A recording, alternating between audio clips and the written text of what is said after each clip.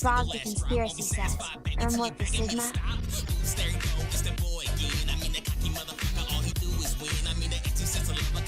Kaylani the Femboy says, what?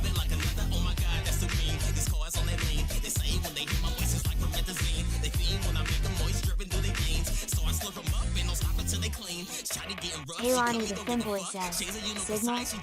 Kaylani the Femboy says, Snegma? Frog the conspiracy says, Sigma.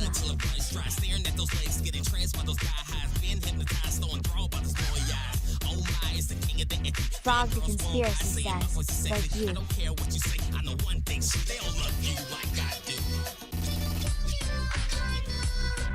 Kaylani the Femboy says, Mo. Frog the conspiracy says, you're a Sigma. Frog the conspiracy says, exactly.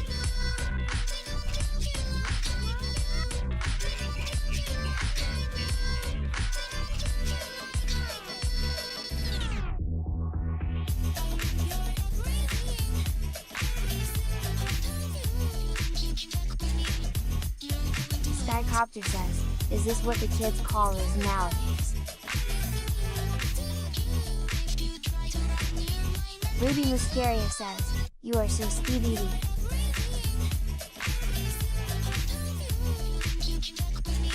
Kaylani the Femboy says, I need a dancing mode. Ruby Muscaria says, so I'll rich.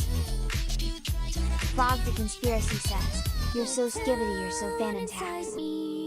And everyone's voice, only I'm not there, just watching from afar. Ruby Muscaria says, I just want to be your Sigma. Frog the conspiracy says, this guy. Ruby Muscaria says, freaking come here.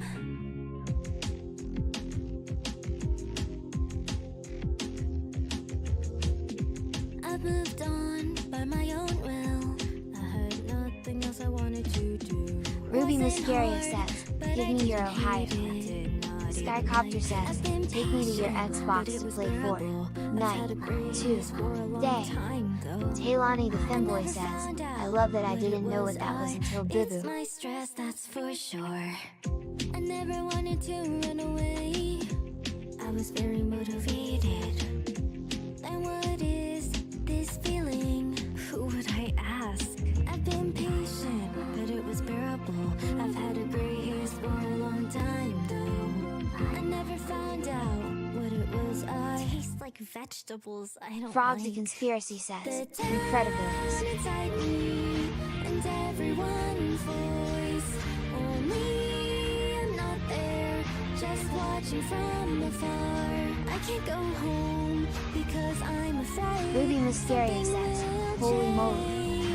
Me without me, I'm the one to blame. Boom, boom, boom. Ooh, ooh. The Train Master says, hello choo-choo. For Santa Claus. Frog the conspiracy says, holy guacamole. I know all about it, no one can stop it. Unless I just have to do something about it. It's not even a case. I've been patient, but it was bearable. I've had a gray hairs for a long time though. I never found out what but it was I hate the alarm clock I chose. The town inside me and everyone's voice. Only I'm not there, just watching from afar. I can't go home. Frog the conspiracy says, Bucket is the most signal.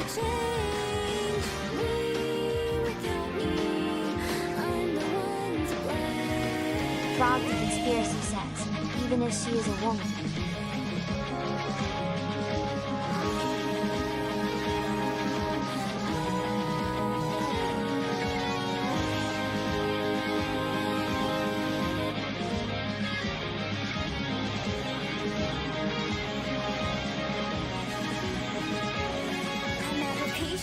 My body is light. Let's paint the gray haze into sky blue. I know who you are. Frog the conspiracy says, so. Skycopter says, I love basket. Frog the conspiracy says, yes. Frog the conspiracy says, W. Frog the conspiracy says, signal. Just watching from afar.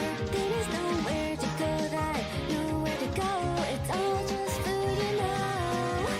Me without me, I'm the one to blame. Place where I belong. No matter what changes, will no longer change me. No matter Frog the conspiracy says, you are awesome, Skycopter. I can feel the light even after the sun goes down.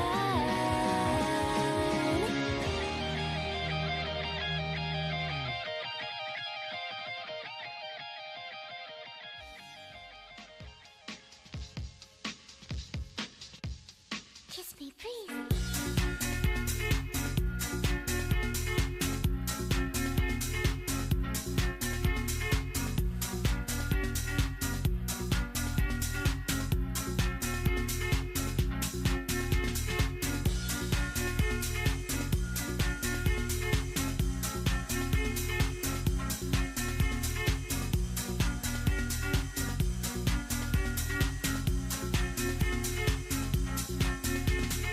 Frog the conspiracy says, face paint drinking tea.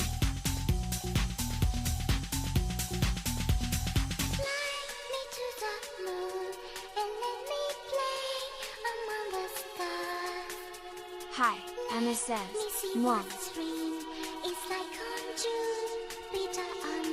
Skycopter says, Mwah. Aki says, chat's popping, I see.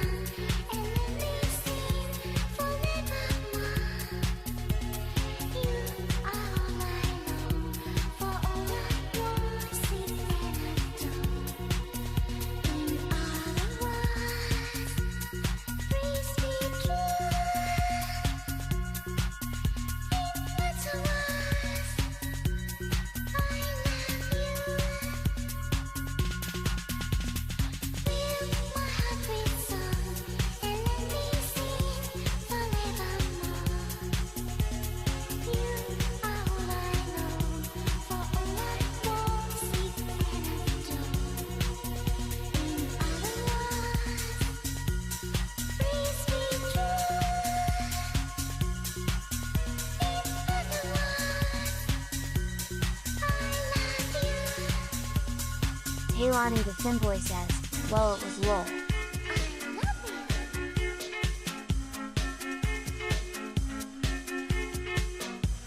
Hi, Emma says, I just read through it.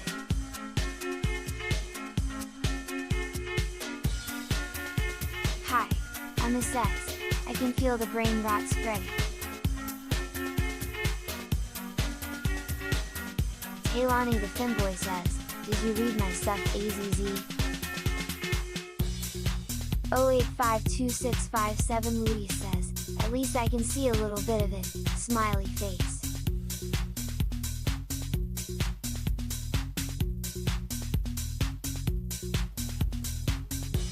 Hi, Emma says, yeah, my brain is going to explode. Holy crap, is that Talani on a Monday? It's Hi, a fucking Emma Monday. says, How did that just happen?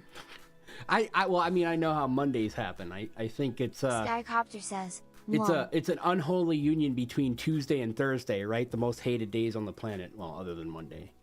Because, you know, when you combine two hates, you get more hate. Anyways, hello everybody. It is Monday, and I got a Femboy says, all right prepped for you and ready to go. Hi, As a matter of fact, Emma I'm feeling says, a little indeed. spicy today. Feeling a little spicy and defiant because I'm just tired of everything, and I need to voice my opinions on things like Ruby Muscaria says, love y'all, but I can't stay. planets Hope or I can something. come back later. Moby says, pride flower, pansexual, Ruby, panflower. it doesn't matter day or time. It just doesn't matter day or time. I swear to God. You're Hi, here for like Emma 5 says, minutes and be yeah, like, a guys, little spicy I gotta TJ. go. I'll be back later. I got other stuff to do. Ruby, how dare? Okay, it's fine. You can go. I give you permission. It's fine. Train Master, what's going on? Hello. It's so good to hi. see you. Hi, Train Master. Hi, Beanie Baby. Hi, Azzy. Hi, Luis. Hello, everybody. Hello, Anki. Who else? I was kind of trying to get everything going here because I just kind of did the spur of the moment. Hi, Frog. Who says greater than 3C? Hi, Frog. Maybe I'm a little bit of a Sigma. I don't know if I'm all that popular, but maybe I don't know.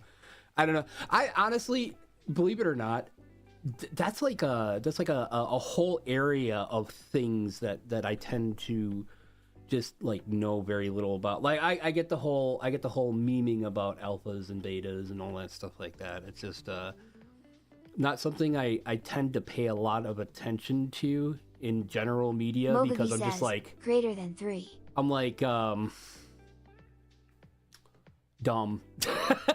I'm just dumb, okay? Look, it's the easiest explanation I can give. I'm just a dumb will I've fanboy. been playing a lot of Slay the Spire and I blame you. Angry face. Well, it's great. I love the game. I got it for my phone. Do you know you could just get it for your phone? Legit. Like you don't gotta pay for it or nothing. You just get it.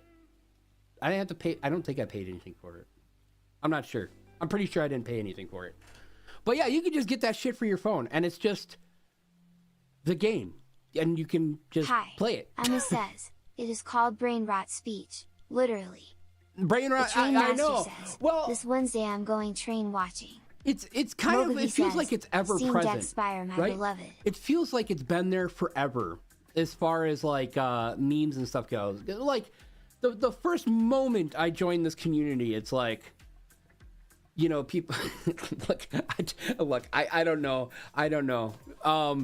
There's so much stuff. I've been thinking a lot lately about the past few years of me streaming and the past 5 years of looking at this community, as in like the VTuber / streaming community. And I got some thoughts. I have some thoughts because I keep feeling like the newbie, right? I keep feeling like the nub, and I'm not anymore, and I haven't been for a long time. But you ever get that, like you've been doing something for a long time, but you still feel new to it, right? I started this in like 2001. It was my 3-year anniversary back in April or March, which I was gonna do an anniversary stream. Still want to, but I got to figure out how I want to do it. I'm kind of wishy-washy on it right now, but yeah. So like I still feel like the newbie, but I'm not. As a matter of fact, if anything in this particular industry, I guess I'm kind of a veteran. How many VTubers do you know, like super popular agency VTubers, are still around from 3 years ago? Tubing since 2001. Goodness. Yeah, I mean, I just never hit a stride, right? I never became like super popular. I've always had like a very small core group audience, and I've always really enjoyed that. But I never really like got big like a lot of people did. I mean, and that's fine. There's nothing wrong with that. But yeah, it's interesting because I keep thinking of myself as this new VTuber, this newbie. I may be new to certain people, Keenan but Walker I've certainly says, been around a while. No one cared who I was until I put on the thigh highs. I put look. Honestly, that is genuinely fucking true in in my case, because like literally, well, I mean, to be fair, like I said, I've always had viewers. I got really lucky and kind of skipped the whole zero viewer phase. I do not envy people who have to go through that and have to. I've always had, like, you know, 4 or 5 people who've been willing to watch me do whatever nonsense I'm doing. However, I swear to God, when I became a femboy, like when I decided to come out and everything, like things started happening. Not overnight, but like things, like my community started growing, and then Aki says, obviously I it's have not a to keep coincidence. Femboy in line. Obviously that's not a Danny coincidence. Femboy but says, we plapping femboys in here? we be plapping femboys in here. Well, it's more defiance. I'm being a little you know, defiant and bratty today. I am very I don't say angry. I'm feeling like, how would one explain that? Well, I mean, I could say defiant, but that's not. I am feeling says, very when aren't spicy. you defiant and bratty? Sometimes, look, I'm not Sir always Deadlock a says, I'm not always a pain in the hello. butt. Hello, Deadlock. Welcome to the stream. I'm not always a pain in the butt. You kind of feel my energy. My energy today is a little low. I'm a little tired. Mogavi I says, don't even know why. clueless. I actually got a bunch of sleep. But yeah, so when I Danny Femboy became a says, femboy, I has think just like a a lot of fussy little things. cutie. Well, yeah, I'm a little fussy little cutie. But yeah, no, I Hi, think that's I'm when like a Seth. lot of things Milk started is happening usually for me. recommended to combat spice. Care for some? I don't drink a lot of milk. Hi, I don't I'm drink a Seth. lot of milk. Whoa, I know, like, I used to drink a ton of milk. And then I'm like one of the few people on the planet that aren't lactose intolerant, so I can actually have milk. But I think I just stopped. I think it's because milk started becoming really expensive. And I'm just like, I can't afford it anymore. So now I drink water. It's just water. I guess I can get some milk powder and put it in the water. But then it just comes out looking like cum, and it's very disconcerting. But so yeah, at any rate, so yeah, I had like this. I watched YouTube videos and made some comments. Okay, I made some comments. YouTube is like my Twitter. I don't go to Twitter, right? So if I want to go and fuck around, I go on YouTube and comment on people's videos. Now, I'm not an asshole usually. But I do like to have my own little spicy takes. Like today, I was watching a modern vintage gamer video, and I'm like, it's about the fact that Nintendo yet again took down another ROM site. I'm like, you guys are just letting this happen, right? Just tell them no. Oh, you know, it was like, what do you mean tell them no? Just don't do it. Don't do what they ask you to do. It's called civil disobedience. It's kind of nice. Well, you know, are they going to send the lawyers and shit at you? Yeah, just don't do it. What are they going to do? I mean, yeah, they could sue you, of course. But like, I mean, put them through it if they want to spend the whatever and just make it the most miserable, fucking nasty war that they will ever go Emma through. Says, Make water it is great as long as you don't leave it out intentionally for ages and let it get as gross difficult like you as do. you possibly You silly look. Billy. It was only Sir slightly Deadlock slimy. says, slap suits are crazy. You can just wipe the slime off the top and the water is To fine. international water smile. That's what I always Aki think. says, It's like, all I drink nowadays can I is just water like mostly. host a site? But now they're trying to talk about like ISPs and stuff blocking specific sites for piracy and stuff like that. Which, by the way, from an IT perspective, that just doesn't work. Like for so many different reasons, it also just wrecks the internet. And it's like, and then I kind of point out, it's like, okay, well, these companies, right? These companies, they're just kind of like already there, right? They're already our quote unquote rulers. They get to do whatever they want. There's no fighting back.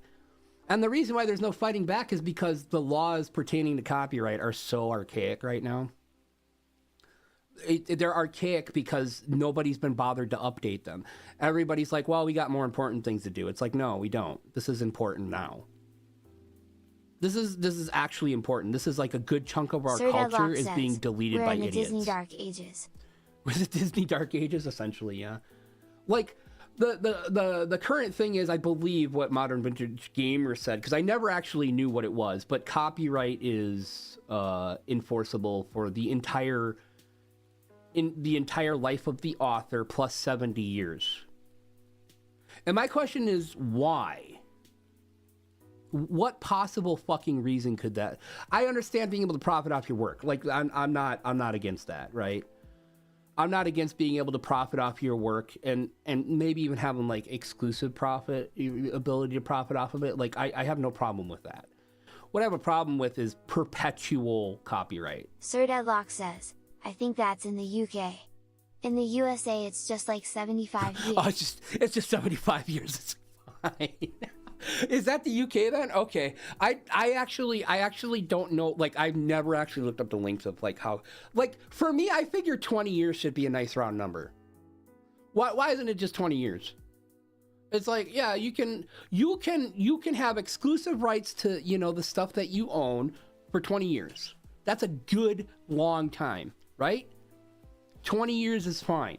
And then other people can make stuff based on it or use it. I know that to some that might sound like, well, wait, what right do you have to take somebody else's work? Well, you're making a work. You're making a work and you want people to, what do you want people to do with it? You want people to consume it? Like, you know, listen to it, watch it, whatever you're doing. Like, what do you want to do with your work? If you want to make works and you don't want anyone else to have access to it, don't release it. I guess, you know. I mean, I don't know. I don't know philosophically how that works from a perspective of just people who are out there. Sir Deadlock says, and of course, that's not saying trademarks, likeness, and other such rights. Right? Yeah. Just copyright. Right now, we're just talking about copyright. Hi, Emma says, 25 years for everything. 50 for profit sounds about right. Yeah, but do you need 50? Do you need 50 years for something? I mean, maybe a case could be made for 30, right? Like, I shouldn't have to worry about going back to like music from the 1980s or movies from the 1980s and just playing a clip from it, right? Because that's where we're at. Most of the copyright stuff that I see is not. It's not about somebody copying an entire movie and then giving it to their friend. Right? It's not about somebody uploading an entire movie to YouTube. What it's about is somebody using more than 4 seconds in a clip to explain something that they're trying to get at, right? Like, look at a lot of the content that's being made. If somebody's reviewing a video or something. Archie, what's going on? Hi, Archie. I am doing a thing. I'm doing a streaming thing. But yeah, so like. Sir Deadlock says, imagine how schools would change if the law was if kids have no idea what your product is anymore. It's out of copyright. Well, I mean, that's vague, though. You need to have, like, definitive limits when it comes to law. You can't have any vagueness when it comes to law. So, essentially, my thought is Architectus that... says, LOL, I think YouTube seek blocked me. Why? That was fun. What do you mean cock blocked you? What did YouTube do? But, yeah, like, I'm very concerned because it's to the point you can't even make a video about a piece of media without getting, like, just jumped Emma on. says, an argument would be made for securing income for the coming generation as well as the original author, hence the elongated span for exclusive profitability. Aki says, I had to bonk Archie. Architectus says, I said bad words as an introduction. Oh. I'm bad. My thoughts on this is the author is the one that deserves the credit. It should be not transferable, right? The author deserves to profit off of something. The author deserves to do whatever they want with it, you know, do in terms of like, if they want to profit off their works, if they want to release their works, if they want people to buy their works, that's fine, right? The coming generation, I don't give a shit about. They didn't do anything to earn it, right? They didn't make it. Denon King 566 says, "You're cute." Thank you, Denon King. So welcome no to the stream. Rights. Well, okay, so look at it this way. Thank you for the subscription. I really appreciate it. Think of it this way. I am not talking about proper like actual what they call real property. Like I'm like estates. Real property changes hands all the time. So it's something tangible. You can put your hands on it. I can't download your house over the internet, right? So when it comes, it comes down to this idea of ownership. You should own the stuff, and you should always be credited for the stuff you make, right? Does that mean like because of the nature of media? Let's put it this way: because of the nature of media. Does somebody like get to profit off of that forever? Like if you made, okay, let's say you made a hit song, right? You made millions upon millions upon millions of dollars, or maybe you're part of a band like that makes millions of dollars because of your whole catalog, you know, because that happens too. The money's already there. Like you already made that money, assuming you know you didn't get screwed over by some sort of company that's quote unquote managing you. Or, you know, all the other pitfalls of making media. Actually, it's more just managing the money that you get from such things. Like, pass that on to your next generation. Like that's fine. But like, you just having copyright in perpetuity is just I have awful. a question. I was going to talk. Okay, look, Skycopter. The funny thing is, I was going to talk about that. I was actually going to talk about pharmaceuticals. Because this is the problem, and I'm gonna go into this in a second. You have a question, Danon King? Go ahead, ask your question. So like in terms of things like because right now we're talking about media, music, art, you know, whatnot. But there's other things. There's so many other things that like. Unfortunately, we as a society go, well, this is what sustains a business. Says, I have a question. But there's actually like a human interest. There's actually like a human interest in not having copyrights last forever, right? I don't have the philosophical solution to this. What I have is we have companies who are acting in bad faith using laws in regards to very old media to basically erase our past. I don't think that's right. And I just don't. And if I can apply it to myself, like if I made a song that was, if I made a song, says, the record I think it's industry perfectly owns fair. The original recording. If the artist makes it again, the record company doesn't own that. Yeah. Taylor Swift believe did it or that not, and changed to industry. Taylor Swift. Denon King 566 says, "Are you a femboy because they're my type, not to be weird or anything?" Mm-hmm. I am a femboy. I am a femboy. Yep. So like, Taylor Swift is actually probably one of the few people on the planet that could successfully fight against record companies. This is where right all this comes in, because Aki says, "Don't come here thinking you can hit on femboys or other people, Tay especially." Well, they're just asking if I was a femboy. I understand the whole type thing, but it's fine. But like, okay, so think about it this way. It's super strange. It's super strange that like as far as an artist go, you know, they can get screwed out of their own recordings, right? So like we're so worried about this ownership stuff when it comes to media, but somehow companies can screw the artists over for their recordings. Now, I'm not talking about companies who went, "Hey, I want you to produce this song for us and we have the rights for it." I'm not talking about that. I'm talking about groups of people, bands and musicians and stuff like that who go, "I have this music, this company wants to promote or represent me, but for some reason, now these songs belong to that company." And I'm not saying companies don't spend a lot of money on promotion and stuff like that. Depends on the story you want to hear. However, somehow this always equates to artists getting screwed over. So what's the point? what are you really protecting? What are you really protecting with these long copyright bits of nonsense? Frog the Conspiracy says, "I shit him back, sorry." Oh, you don't gotta be sorry. It's fine.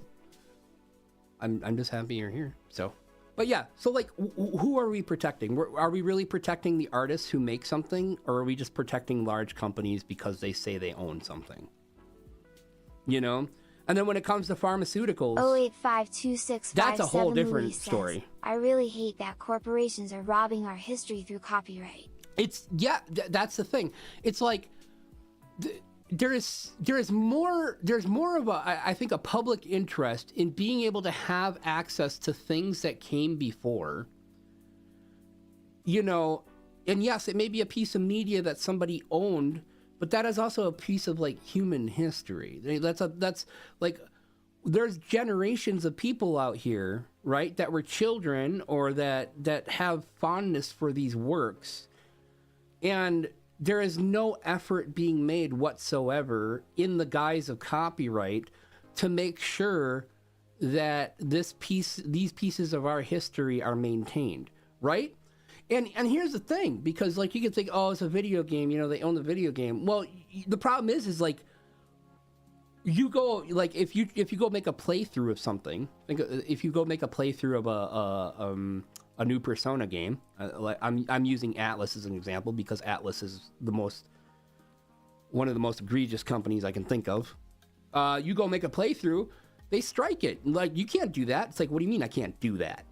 I'm making my own fucking content just because your shit's like on my screen. Frog and there's the some like Conspiracy weird gray says, area there. "So real, what the flip?" Yeah, so like, what the hell?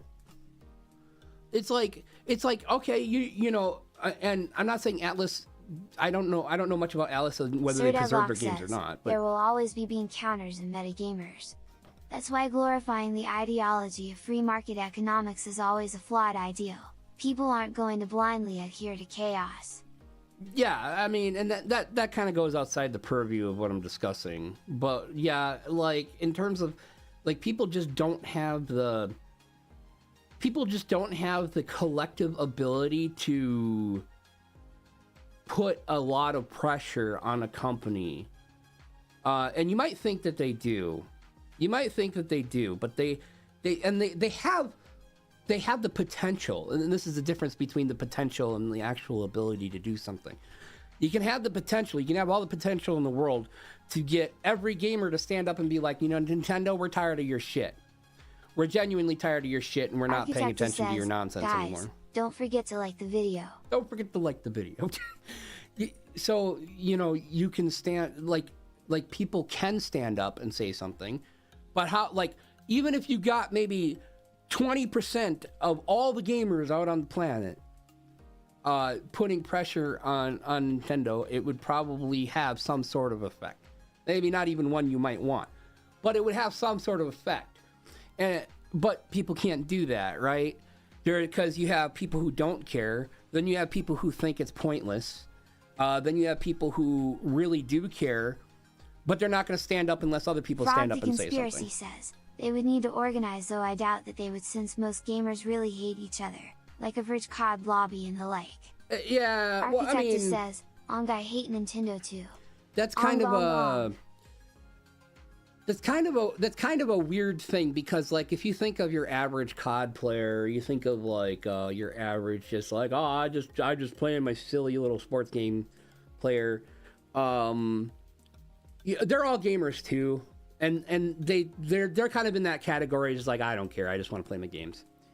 And then like gamers who hate each other, okay, so the funny thing is when I think of people, there's certainly gamers who hate each other, of course, but like, when I think of people who are in like a Call of Duty lobby shouting racial slurs and all the other nonsense that happens in that kind of thing, I think you're just more seeing like people being super competitive and toxic.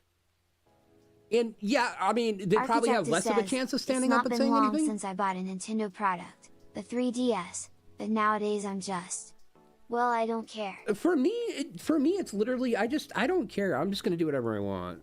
I'm gonna watch whatever. Yesterday, You know, it's funny. There was a golden period where I hadn't pirated anything. I didn't pirate a fucking thing. Why? Because Steam was available. There's so many like different things available where you could get the games that you wanted. Even Nintendo. It wasn't that long ago. Nintendo had 2 consoles that had really good support for older games, especially the Wii. You know, the virtual consoles. And they're kind of doing this with Switch now, and I kind of hope they really dig into it. I don't know why they haven't. But the thing is like, I don't mind if we have access to games on your terms, as long as they're reasonable. I don't want to pay $1,000 for a game. That's stupid. But like, Architectus says, I love Steam especially by the fact that they are pumping Linux support.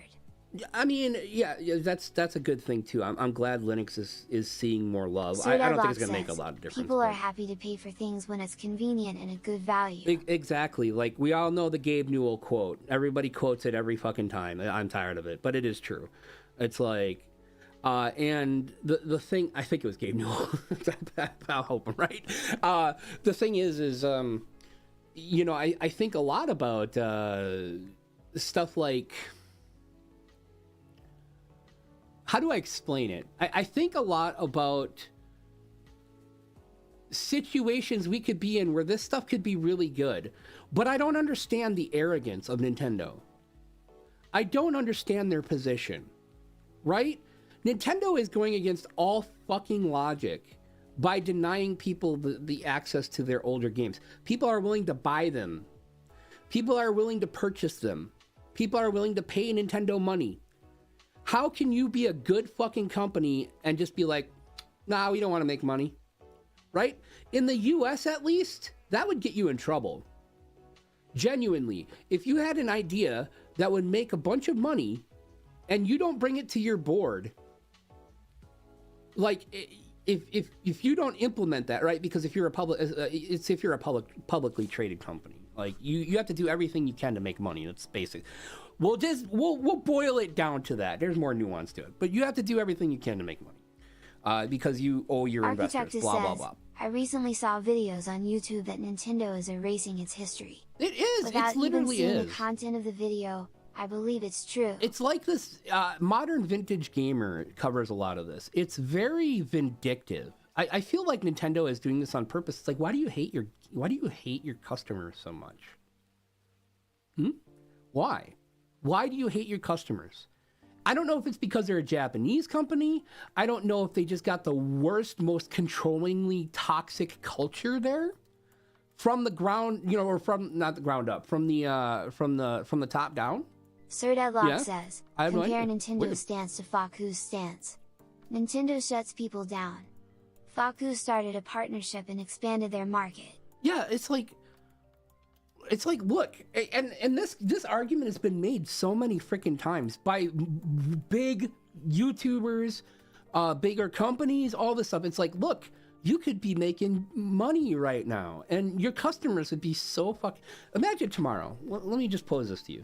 Imagine tomorrow, Nintendo's like, Switch 2 is coming out, and this is actually kind of happening anyways. Switch 2 is coming out. We have this server. We have the service. It's a subscription-based service, right? So you pay for your Nintendo Frog the Conspiracy live says, nonsense. I dislike Nintendo. A lot of people do. You have your Nintendo live nonsense, or whatever the hell they call it, and with that comes, you know, our retro games and stuff like that. And your account can be transferred to further consoles, and they will be further updated. In terms of, like, this library will always exist and you'll always be able to play it. And for some reason, there's some sort of porting thing happening. I'm like, if you port your emulator, I would assume that the games would work. Although I know it's more complicated than that. However, why not make a retro device? Kind of something like the old Super Nintendo. I don't know how you do that. Look, I'm not saying it's not complicated. You could offer, there's like so many different ways you could approach this to make money, like get the goodwill of all your customers, get new people to come and, like, how many people just don't game anymore? It'd be like, oh, they'll see like a game they loved when they were a kid in the 90s and they'd be like, holy crap, I haven't played that. I should get this. I should buy this $60 device And then they go, oh yeah, oh look at all these other games. Look at all these other games I could play. Oh, that I remember from when I was a kid, you know? It's just mind-boggling to me that someone doesn't want to make money. Nintendo is in a position. Now I already know they have money, but usually companies want more money.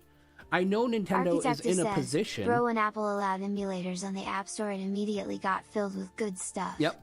It's crazy how people already got emulators before that decision. Yep. Architectus says, oh yeah, I guess jailbreaking is also a thing. Hi Ruby, welcome back. Says, guess WHO's back. Ruby Muscaria says, back again. Welcome back. Yeah, I am genuinely kind of just distraught. Frog to Conspiracy says, they might be powerful. But could they beat Goku? Well says, tell a friend. Well, I don't know if they could beat Goku. But what I can say is that they are powerful enough to... Zedril says, I am here. I'd say powerful. They have enough money where they probably don't have to worry about money. But you never want to stop making money. They always want to make more money. It's like you could do this. Like you could implement a change that would be a win for you. It would be a win for your customers. It would make you look so much better than Microsoft and Sony and other gaming companies. You would be like on top. As the CEO of Nintendo, I would be sitting there going, we're doing this. There's no fucking way I wouldn't do this. It's like, look, this has been a battle for 20 years. We're spending millions upon millions of dollars. Says, at least Nintendo doesn't shut down their studios. That's a whole other like thing, right? So so as far as Nintendo goes, like if I was a CEO, I absolutely would. I would be like, yeah, I'm going to implement this. This is what's going to happen. We're done spending millions upon millions of dollars going after sites that just want to host ROMs or whatever. I mean, what if you worked with those kinds of sites and like you worked with a couple of them, like the bigger, more reputable ones, and you're like, hey, look, here's the thing. You can offer these ROMs. However, we want to give you our own ROMs. Like, we want to give you our own ROMs. And then you just have those ROMs be like... You have those ROMs be specifically for your emulator. So people, let's say people have to buy your particular emulator, and those ROMs would technically only work with those. Like, you don't have to put in robust protections or anything like that, because if people are going to pirate them, they're going to pirate them anyways. So all you do is be like, this should only work with our emulator. If people pirate them, then that's it. You know, that is what it is. But just make the money. Go out and make the money and make your people happy. Hello, Z, what's going on? At least Nintendo doesn't shut down. Nintendo created an emulator console as a piece of empty hardware, like an MP3 player. Like, could you imagine that? Could you imagine like like an iPod, like an old iPod? Only it's an emulator for their old games. That would be amazing, right? And something in-house, assuming they put actual effort and they cared about it, an in-house emulator for like Nintendo, Super Nintendo, Nintendo 64, an in-house emulator would be so much better than a reverse engineered emulator if they cared about it, right? This is a product you have to go from the ground up and be like, we care about this. Here's a good budget. Here's our dev. Like, we actually have a real dev team that's working on this, and there is going to be continuous support for it. Like, that would be pretty amazing. Unfortunately, nothing lasts forever. Like, hardware would be discontinued, either discontinued or updated. It's, when you look at the details, it's pretty complicated. But when you look at like the philosophical idea of make your customers happy and make more money, it seems pretty obvious what one should do. There's a very few studios that are big enough that haven't done at least a couple things that are done recently. Yeah, it's everybody now. It's basically everybody. I mean, everybody's taken a big fat L, right? Even if somebody releases a really good game that people love, they end up fucking it up somehow. Somebody says something. This whole thing with Tencent banning this YouTuber, or no, they copyright striking him because he basically shared publicly available Discord messages to criticize the way he was treated for being like kind of an ambassador to their brand. Is kind of nonsense. It's pretty crazy. Like, just the shit that's happening right now with game companies is awful. I ain't trying to lick the Nintendo boot. The ROM shit is unforgivable. I think it's okay to go, yeah, like, we know that's illegal, but it doesn't have to be. We don't have to do it this way. We don't have to. There's other solutions available if Nintendo would work with people, but Nintendo doesn't. Nintendo don't. Nintendo don't, okay? Nintendo don't give a shit. Nintendo don't give a shit about anybody but themselves. And this is obvious by their company, the way they treat their other customers. Think of all the Pokemon fans and how they've been treated. Like nearly zero innovation in their video games. Anytime a fan goes, hey, let's have a little convention, let's have a little Pokemon convention and have some fun and do like a cute little thing, Nintendo's like, no, you can't. And then they just cave because they're like, well, we didn't have much money to begin with, so how are we going to fight Nintendo? Which is nonsense. You can have fan conventions for stuff. Like, what a bunch of bullshit. What it's like, well, you can't use Nintendo's art. It's like, I can use somebody else's art based on the descriptions of their characters and stuff. Like, you certainly do that. I mean, I would imagine. Maybe not. There's probably some sort of legal nonsense there, but, you know. So, ROM-pad, yeah. There's a lot of ways to approach it. A lot of people would pay money for their ROMs. Like, they would make money. Like, it's money for something that they made 30 years ago. Could you imagine being like, I own this thing, and I own Super Mario Brothers or Chrono Trigger for the Super Nintendo, and a lot of people love this game, and they're asking me to sell them the game. I can make infinite copies of this game and sell it to them. They don't want to pirate it. They don't want to go and steal it off the internet. They want me to make it for them and sell it to them. They'll give me, here, take my money. But I, as a CEO of Nintendo, is going, nah, that's, your money's not good. Sorry, we don't want it. We don't want to do it. We don't want to take, like, how do you don't even have to do anything. Like, a computer does it, right? The copy of your file is sitting on a computer. Somebody pays money through a payment processor, and then some sort of script runs that says this person now has access to this file and they can download it.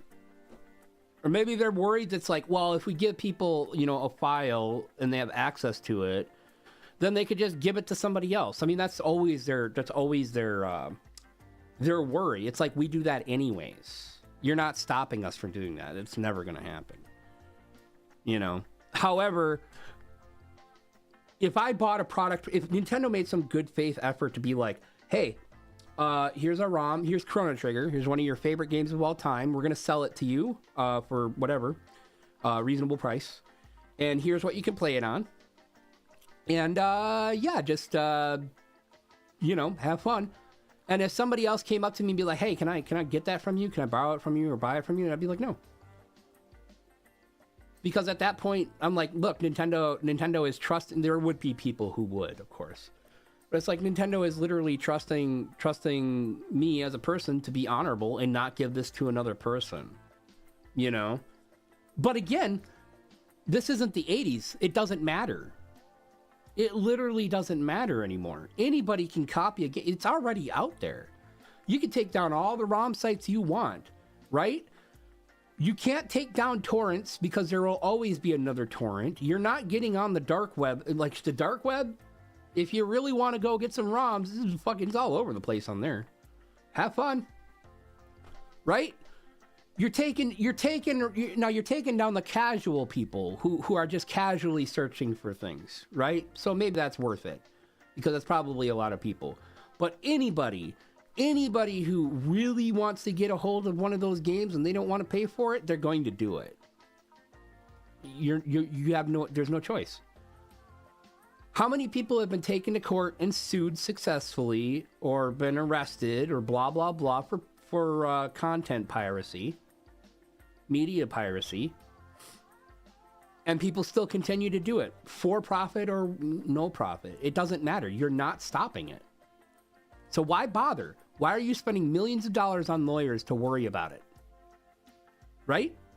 It's so dumb. I think Nintendo have a whole anti-piracy team. They know they're useless, but they refuse to. Look, if I was part of an anti-piracy team and that was my job, I would vigorously be a part of that anti-piracy team, because it's my job. If you're hired for a job, you should do the job, right? Would I ever apply for something like that? Probably not. But hey, if my livelihood depended on doing a good job, yeah, I would do the best job I could. But I mean, that doesn't mean as a person in a position like that, you couldn't try to help change things from within, or figure out ways to, I don't know. Like, if you're part of an anti-piracy team, part of your job is probably going to be, how do we reduce piracy, not just punish people for pirating things? And that's where you go, oh, well, we can do this, or we can do this, or we can do like all of these different things that doesn't involve going after somebody with a fucking lawyer, you know? I remember when they made Super Game Boy. In my opinion, I played old Game Boy games better than a Game Boy did. They should do more things like that, make a better game system, compete with the emulator. I mean, sure. Like, there's so many different ways to deal with this. It's crazy that they don't. Look at Clap. Clap is making a superbly simple game, but it's entertaining as fuck. I think it's funny how the craziest, like little simple games can be the most fun you've ever had with a game. Like, Flappy Bird was a pretty good fucking example of that, right? People were selling phones so that people could have Flappy Bird. And people didn't even consider, it's like, oh, well, there's a gajillion clones out there because it's popular, so of course there is.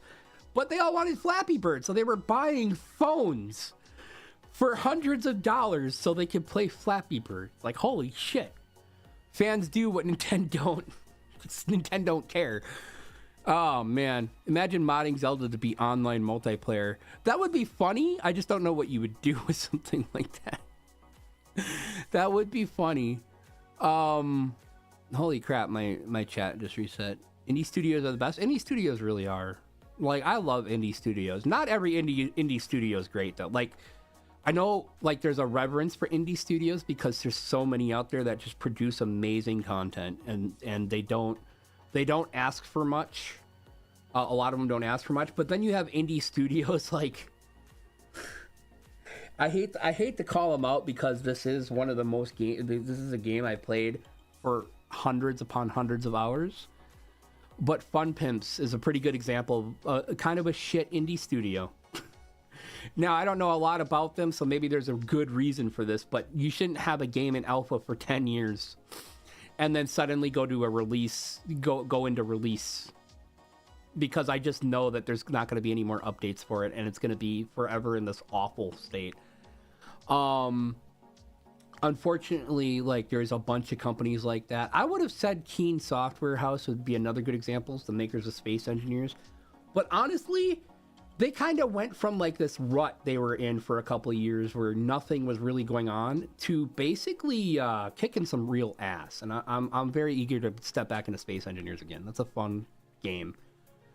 So, yeah, indie companies are more often than not great, but they can still be hit or miss sometimes, you know. Speaking of indie, Deep Rock Season 5 is on the 13th. I'm excited. I should play it. I should download it and play it. We should play it together. That'd be a fun thing to do on stream. Literally, like, here's 10 really good ROMs for $20. That'd be awesome. I'd buy a ROM for $10. If they said, here's Chrono Trigger, and here's the emulator to play it with, or whatever the case might be, I'd pay $10 for it. As it is now, you can actually buy Chrono Trigger, I think, on Steam, right? For like 30? Is it worth 30 bucks?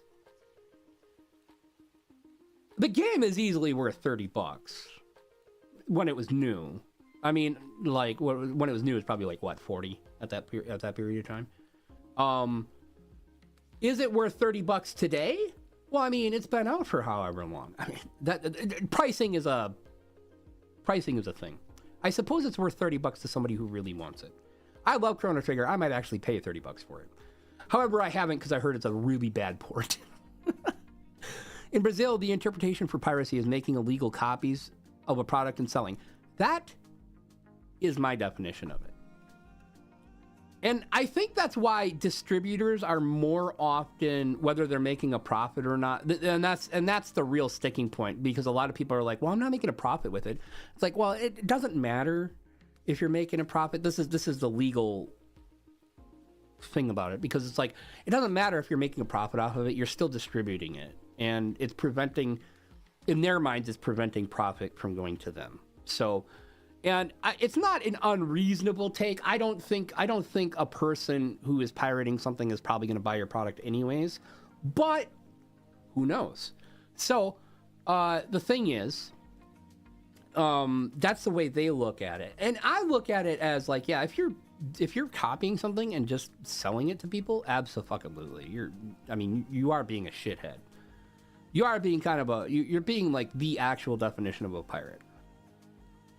But I don't think, like, Nintendo doesn't necessarily, most companies don't necessarily go after individual people who download things. They'll go after people who distribute things. So, like, it used to be back in the torrent days where a company would be like, yeah, we've seen this person like thousands upon thousands of times distributing our music or our movies or something like that. Like, they get this record, right? They get all this evidence, and then they bring you to court. And this is why you would always see, it's like, yeah, they're facing 1,000 charges of copyright infringement. And that's why, like, the company against them is seeking millions upon millions of dollars, or hundreds upon hundreds of $1,000s. Like some grandmother, because her son downloaded and distributed a whole bunch of stuff on uTorrent, now this grandmother who had nothing to do with it, had no idea this is even a possibility, is facing down hundreds of thousands of dollars worth of litigation. This happened. And the thing is then these companies would be like, look, we can just kind of avoid the whole court thing and we'll settle with you as long as you promise to make sure that you're not distributing any more of this stuff. Was that right? Yeah. I don't know. I don't like it, but it is, I mean, that is kind of the way to go about it. Cause I mean, shit, you can even imagine the money, the cost of suing individual people because they just downloaded one of your songs or a couple of your songs or an album or something like that. It ends up not being worth it in the long run, except to make an example out of somebody, and which they do occasionally. They do make examples out of people. Technically, I never committed piracy. Why the heck is emojis are just organs and such? I don't know. I don't know. Well, Archie, and unlike you, I enjoy stealing. Some people do. Some people get a kick out of it.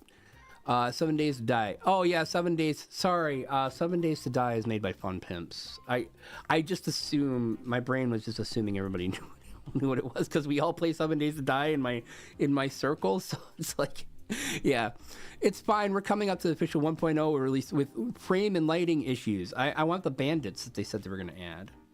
What I would love to do, if I would forgive Fun Pimps entirely if they're like, hey, so we just spent the last 6 months making some incredible modding tools for 7 Days to Die, and we're gonna let the community make the content for us, because that's what game companies are doing these days. Unless they don't like it for some reason and decide to fucking copyright strike you because you put Mario in a game that it doesn't belong. At any rate, it was nice talking about Steam selling Chrono. Or I was talking about Steam selling Chrono. Can I join? Yeah, Archie, I would hope that you'd come and join us.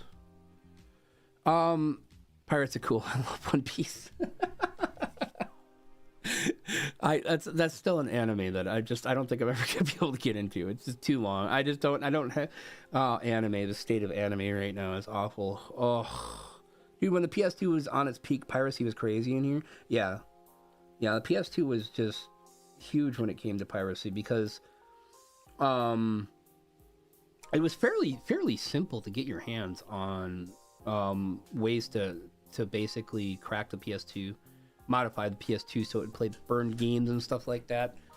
I didn't know because unfortunately, like, I think by the time I rolled around, Next Generation was out, and the 360 was notoriously like strong, especially for someone my age at that time. Like, there's just no way I was gonna mod anything. And by the time I had enough knowledge to mod anything, I basically was out of consoles anyways. I don't really like consoles for obvious reasons.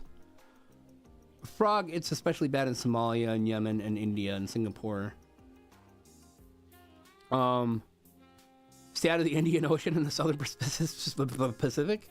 Oh boy. I remember buying a copy of Prince of Persia. Found so cool the fact the disc was golden. Oh, my favorite thing, and this is the thing that sucks about Nintendo being just such shitheads.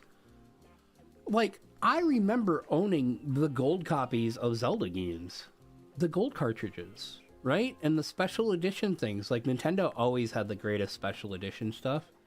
Sony never really did that, you know? Maybe the individual studios might have, but as far as like things went, like Nintendo, finding a gold copy of a Zelda game or like the special controllers and stuff, or I remember having Pokemon Snap, and there was a special thing that went with Pokemon Snap. I always loved that game. I assumed everybody else hated Pokemon Snap. But apparently a lot of people love Pokemon Snap. It was a good game. It was a lot of fun. I enjoyed Pokemon Snap. And then Pokemon Stadium too. Oh my god. I remember going out of my way to try to find a copy of Pokemon Stadium because me and my friends wanted to play it.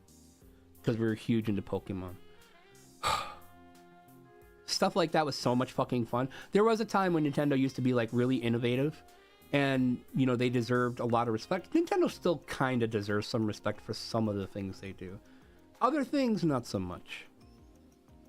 It didn't work. I enjoy stealing. I like stealing cards. Oh, I got stories about stealing cards. I think I've told it before. I got stories about stealing cards, but I'm not going to tell it here.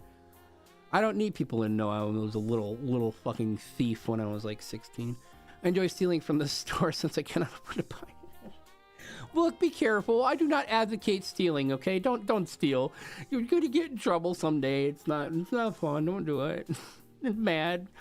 It's just bad because I don't want to see people get in trouble or get hurt. It's time for 1.0. We spent the last 6 months optimizing the game's performance. A quote no dev ever said. Except for, actually, a dev has said that. Because I'm pretty sure Cyberpunk got some, like, 2 years worth of optimization patches. Oh, we'll be watching One Piece, alright, one day. Oh, I don't know. You can only play with my station, too. Oh, no. Hi there! Welcome to the stream. Hello, Orlando Lion Fan Club. Should I just call you Orlando? Are you from Florida? Is that a thing in Florida? I'm guessing?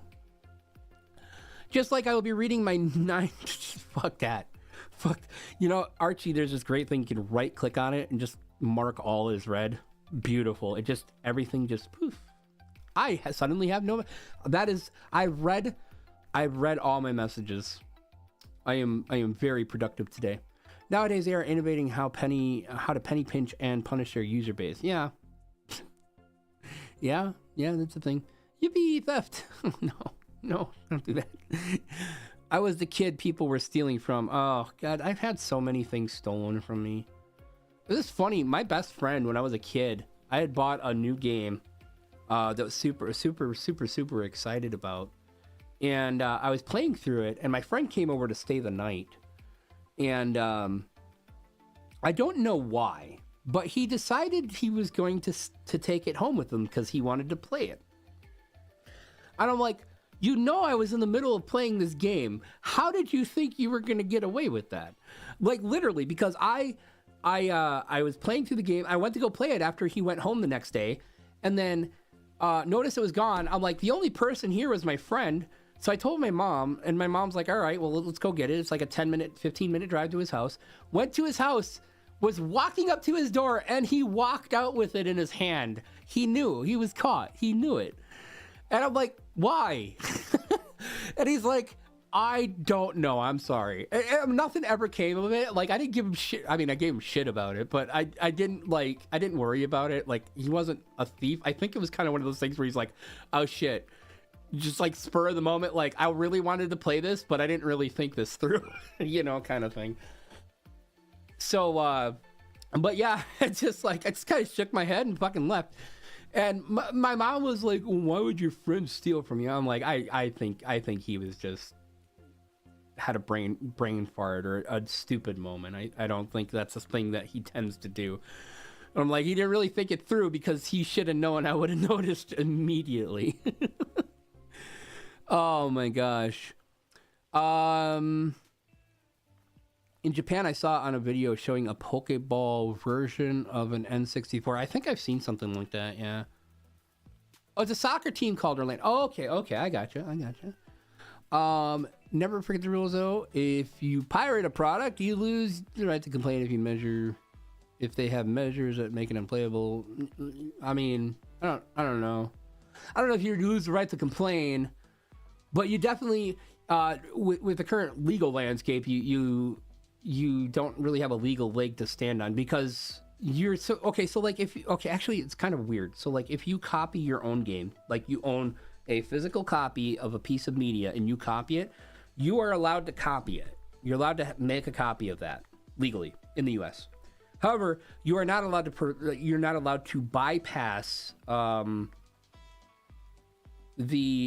kind of like security or copyright or copy protection to do so, which is this weird catch-22. It's like, like why? It's a weird catch-22, which means like as Modern Vintage Gamer pointed out, that anything after the 6th generation automatically means that you can't it exists in a legal gray area where it's like, well, you're not supposed to be able to do that. You do what you got to do. I'm not actually telling people what to do. I as a concerned content creator who has people who watch me, all I'm saying is, please do not go out and steal. It is illegal. You could get in trouble. Think of it as a disclaimer. I am covering my own butt. I like to show people my butt usually, but excuse the pun. I just want to make sure people know that, like, I do not condone piracy. Don't do it. I do not condone theft. Don't do it. Don't do it. I stole a Powerpuff Girl before and still have it. One of the small figures. Oh, I mean, I've stolen things. I'm not that way. I've stolen things. Like, I admit it. I don't think... There's probably a couple people out there who could say, yeah, I haven't stolen anything. But I think most people out there have stolen something in their life from somewhere. I didn't remember taking it, but I have it. I'm trying to think of anything I have that I quote unquote stole that I have. I don't think I have anything that I've stolen. That was more of like a, during my youth thing when, I was much more brash and not very caring about my own well-being or others. So, I used to steal, but that was even when I was younger. Like even as a later teenager, I didn't steal that much. And then as I was going through, my adult life here, I have scruples against it, other than just not wanting to be in trouble. I don't want to get in trouble. I don't want to cause trouble for anybody. And it's funny because it's like, yeah, no, I really wouldn't steal a car. I wouldn't steal a car. I wouldn't steal a car. I wouldn't steal a thing from one of those commercials. I wouldn't do that. I think it's just like, when it comes to things like downloading media or content, it's some of that comes from frustration from being treated in a way to make me think that a company doesn't want me as a customer, or that they don't care about the things that we really care about, such as preserving games for history and stuff like that. Honestly, I think different medias need different rules. Video games should have different rules from books. Books should have different rules from music. Art pieces should have different rules from art, especially since art pieces are physical. I think there's this thing we have passed, because when we passed from we have physical copies of something into we have virtual digital copies of something that don't have a physical presence. For example, like an MP3 file, there's no physical presence there. Certainly it's some bits on a hard drive or in SSD or something like that. So technically it exists physically. However, it's in a nebulous way it doesn't have a defined physical thing that you can pick up and take somewhere. Unless you were to go to a server and go, I'm going to pull out this hard drive and it has this on it. It's that kind of weird thing. Like we exist in an era where we can't do things like that. Like I can't just go grab my CD with Mr. Blue Sky on it and go somewhere.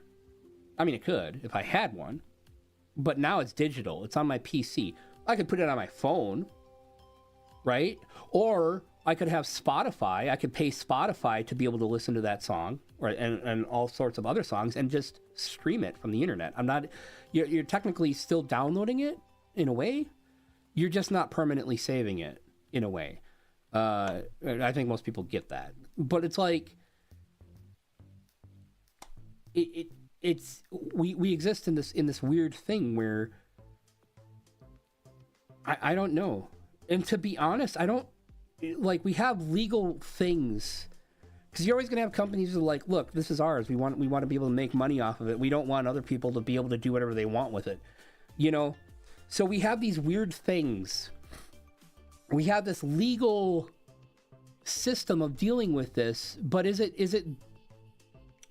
I mean, it's a legal matter, but is it necessary to worry about like the legality versus as a company made up of people, you have people work for you. You have individual people, and you're a group of people who are working towards a goal because you want customers, which are their own group of people.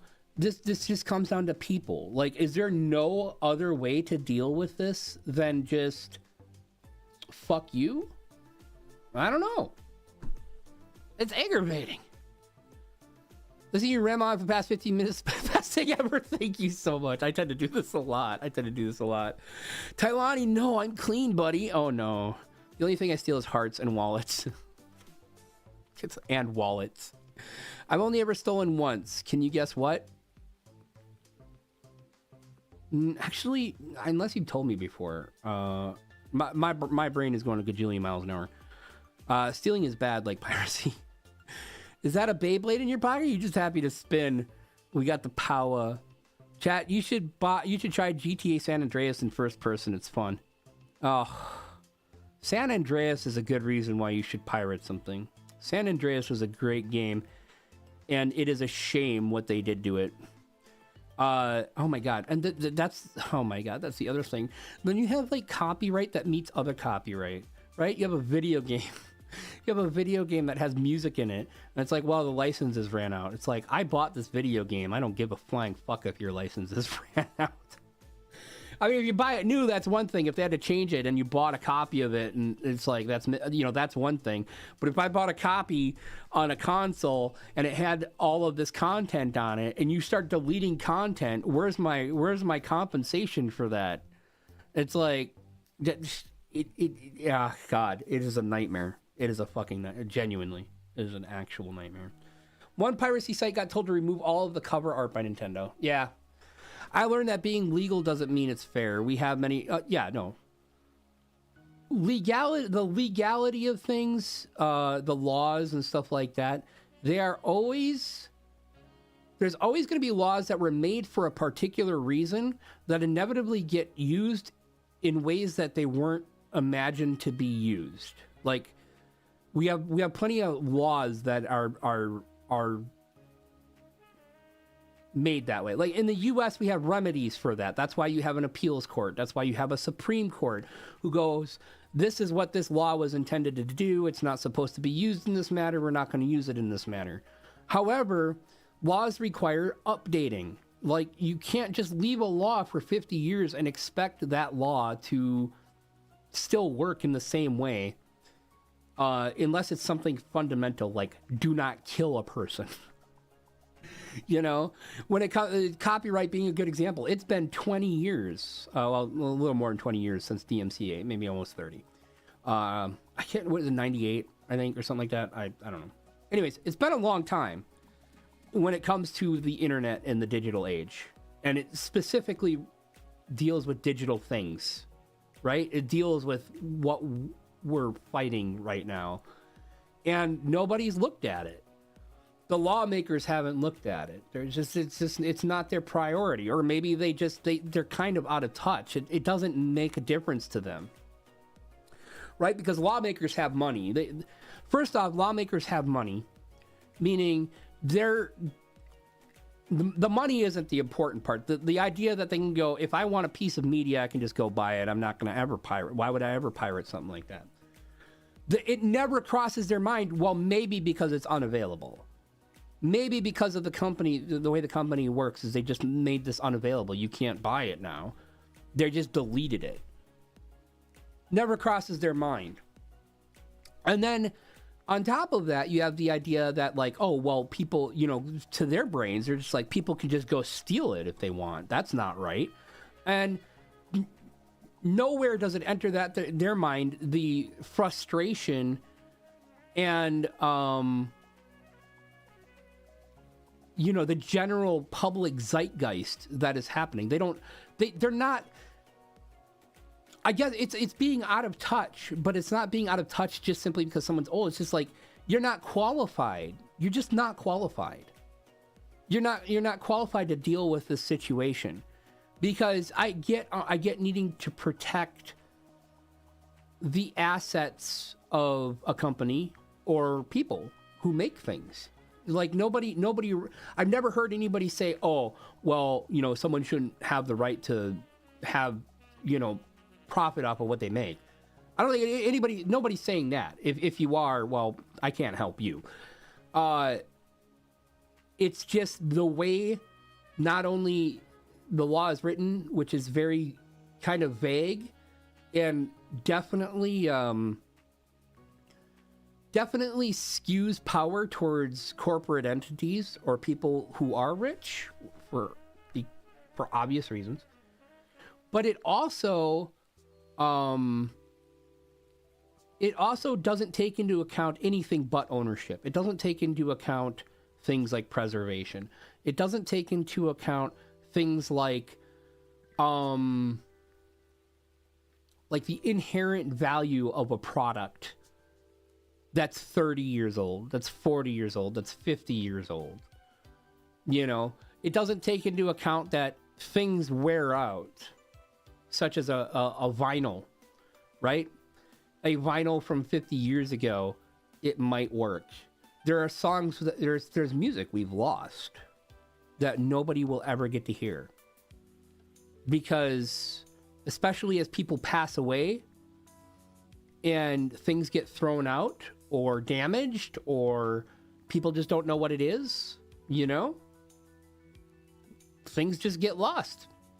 And when nobody's ever not only going to be experiencing that, but the person who made that, who sought to leave their mark on society or whatever the case might be, you just erased a part of them. Part of them disappeared, right? It's already hard. Like after a couple generations, people aren't remembered anyways, unless they have something there to remember them, to immortalize them by. A book, a song, maybe a video game in the future. You know, how many of our favorite developers have passed away that are legends, right? How many developers passed away that are known to a small community? How are they to be remembered? We can't remember them if we don't have something to remember them with. I'm trying to take Internet Archive down because ROM's being on it and Microsoft is angry. Yeah, Internet Archive is always kind of like in the crosshairs. Dude, I had to downgrade GTA San Andreas to 1.0 so I could mod it. It restored radios because freaking licenses. Yeah, look, San Andreas has some great music. I discovered, look, because of San Andreas, when I was younger, I discovered music because of that game. Especially like a lot of older country music. Some of the dance stuff that was on it was really good. Like, it's one of the best soundtracks from a Grand Theft Auto game ever. Incredible fucking soundtrack. GTA 5 doesn't come anywhere near San Andreas. GTA 4 doesn't come anywhere near San Andreas when it comes to the soundtrack at all. Dude, I had to downgrade. Okay, car licenses can't be updated all the time in games, so they got to be delisted for that reason. I don't think. Okay, look, I'm gonna be honest. I don't think cars should be a thing in terms of copyright or anything like that. Like the likenesses of a car, no. I mean, I don't think you should be able to. I think you should be able to just replicate a car in the real world. Not that you'd be able to, anyways. Not with any kind of. Not without any kind of like serious amount of money. However, I don't think you should be able to, like, I don't think there should be a thing. I genuinely don't. Like, I understand, okay, well, you can't use our brand. You can't use our brand, you know, or something like that. That's a whole different ballgame.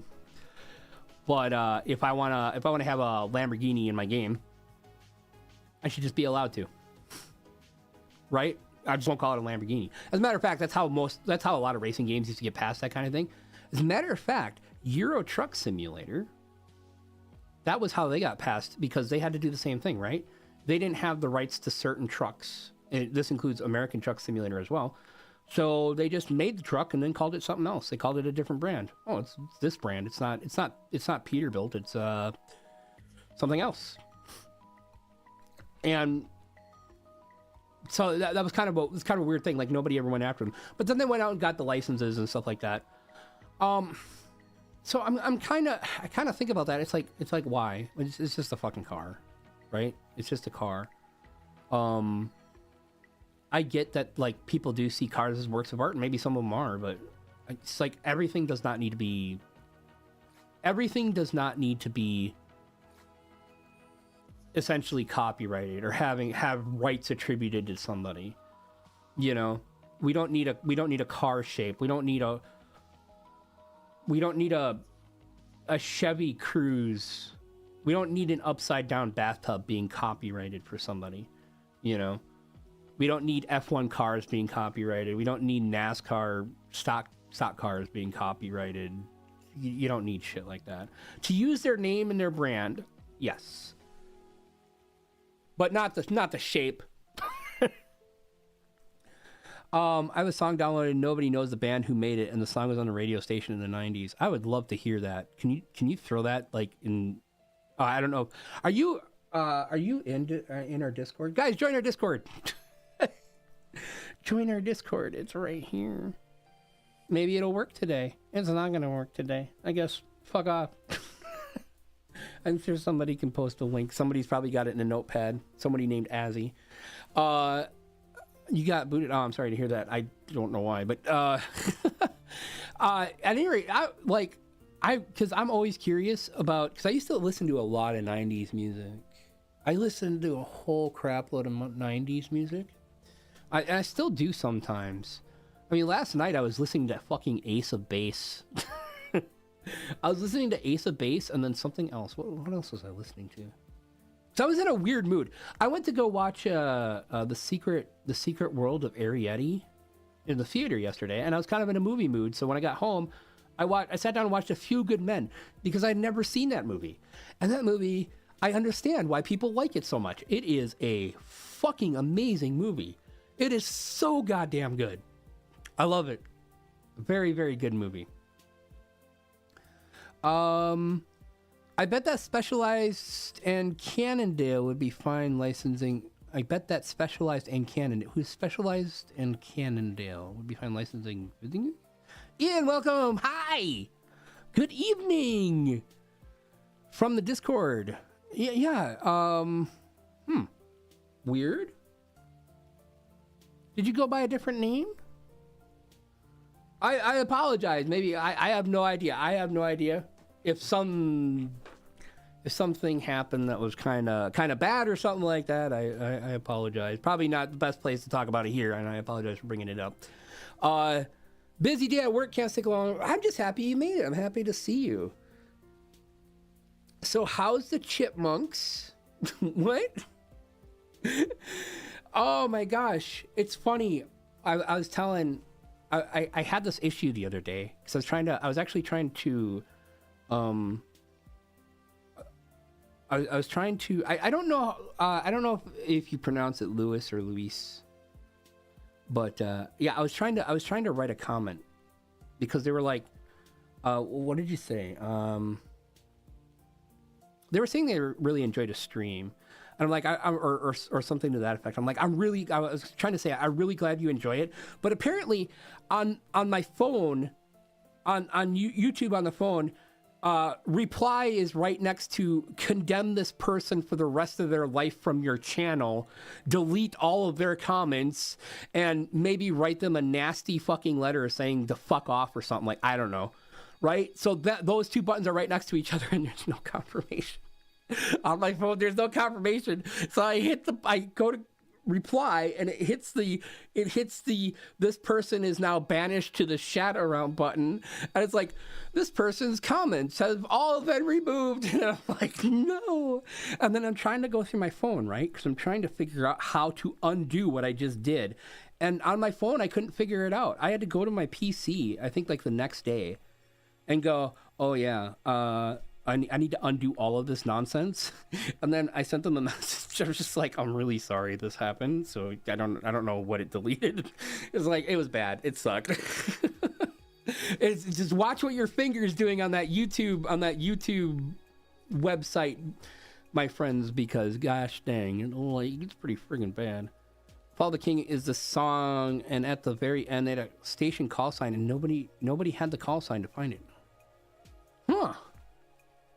I like stuff like that. Like, I wonder if like Nexpo or someone has covered something like that, because I think I remember a story about something to that effect. I like the new model. Look, it's cute. This is actually, thank you. This is actually a bit of an older model from last year that I made for Pride Month, actually. Yeah, it is one of my favorite models. I do tend to use it a lot, and I think it'd be cute. And the shirt actually comes off, but YouTube doesn't have the features a lot, to make the shirt come off, so you can see my little band-aids, my little band-aids that are in the proper areas for convenient areas. We'll put it that way. It's okay to forgive you. Thank you. I appreciate it. I'm so sorry. Guys, is it just me or is Tailani's voice is crackling a little bit? I am in the midst of a event with my body. I can't call it being sick because I don't feel like super sick. However, I am feeling constantly congested. And it is affecting my voice. So, yeah.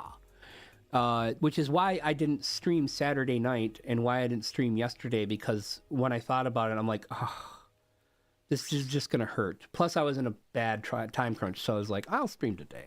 I think it would be fun to stream on a Monday. I don't get to stream on the weekdays usually. It's not in your voice, rather the mic or my headphones. Is my mic crackling? Oh, gosh, I hope not. I hope not. I have no idea what that would be. I would have to find so many things. I would rather something in my computer dies. Like my audio, the audio circuit on my motherboard died before my mic did. Like I don't want to replace my mic. It's so expensive. And I know if I had to replace my SM7, I would probably get an RE20, which is even more expensive because I want an RE20 really bad. I can't afford my mic habit. Unknown Songs, Lost Media Compilations has found some songs and lost songs with no owner. It's kind of crazy to think about. Imagine writing a song or something and then nobody knows that you made it.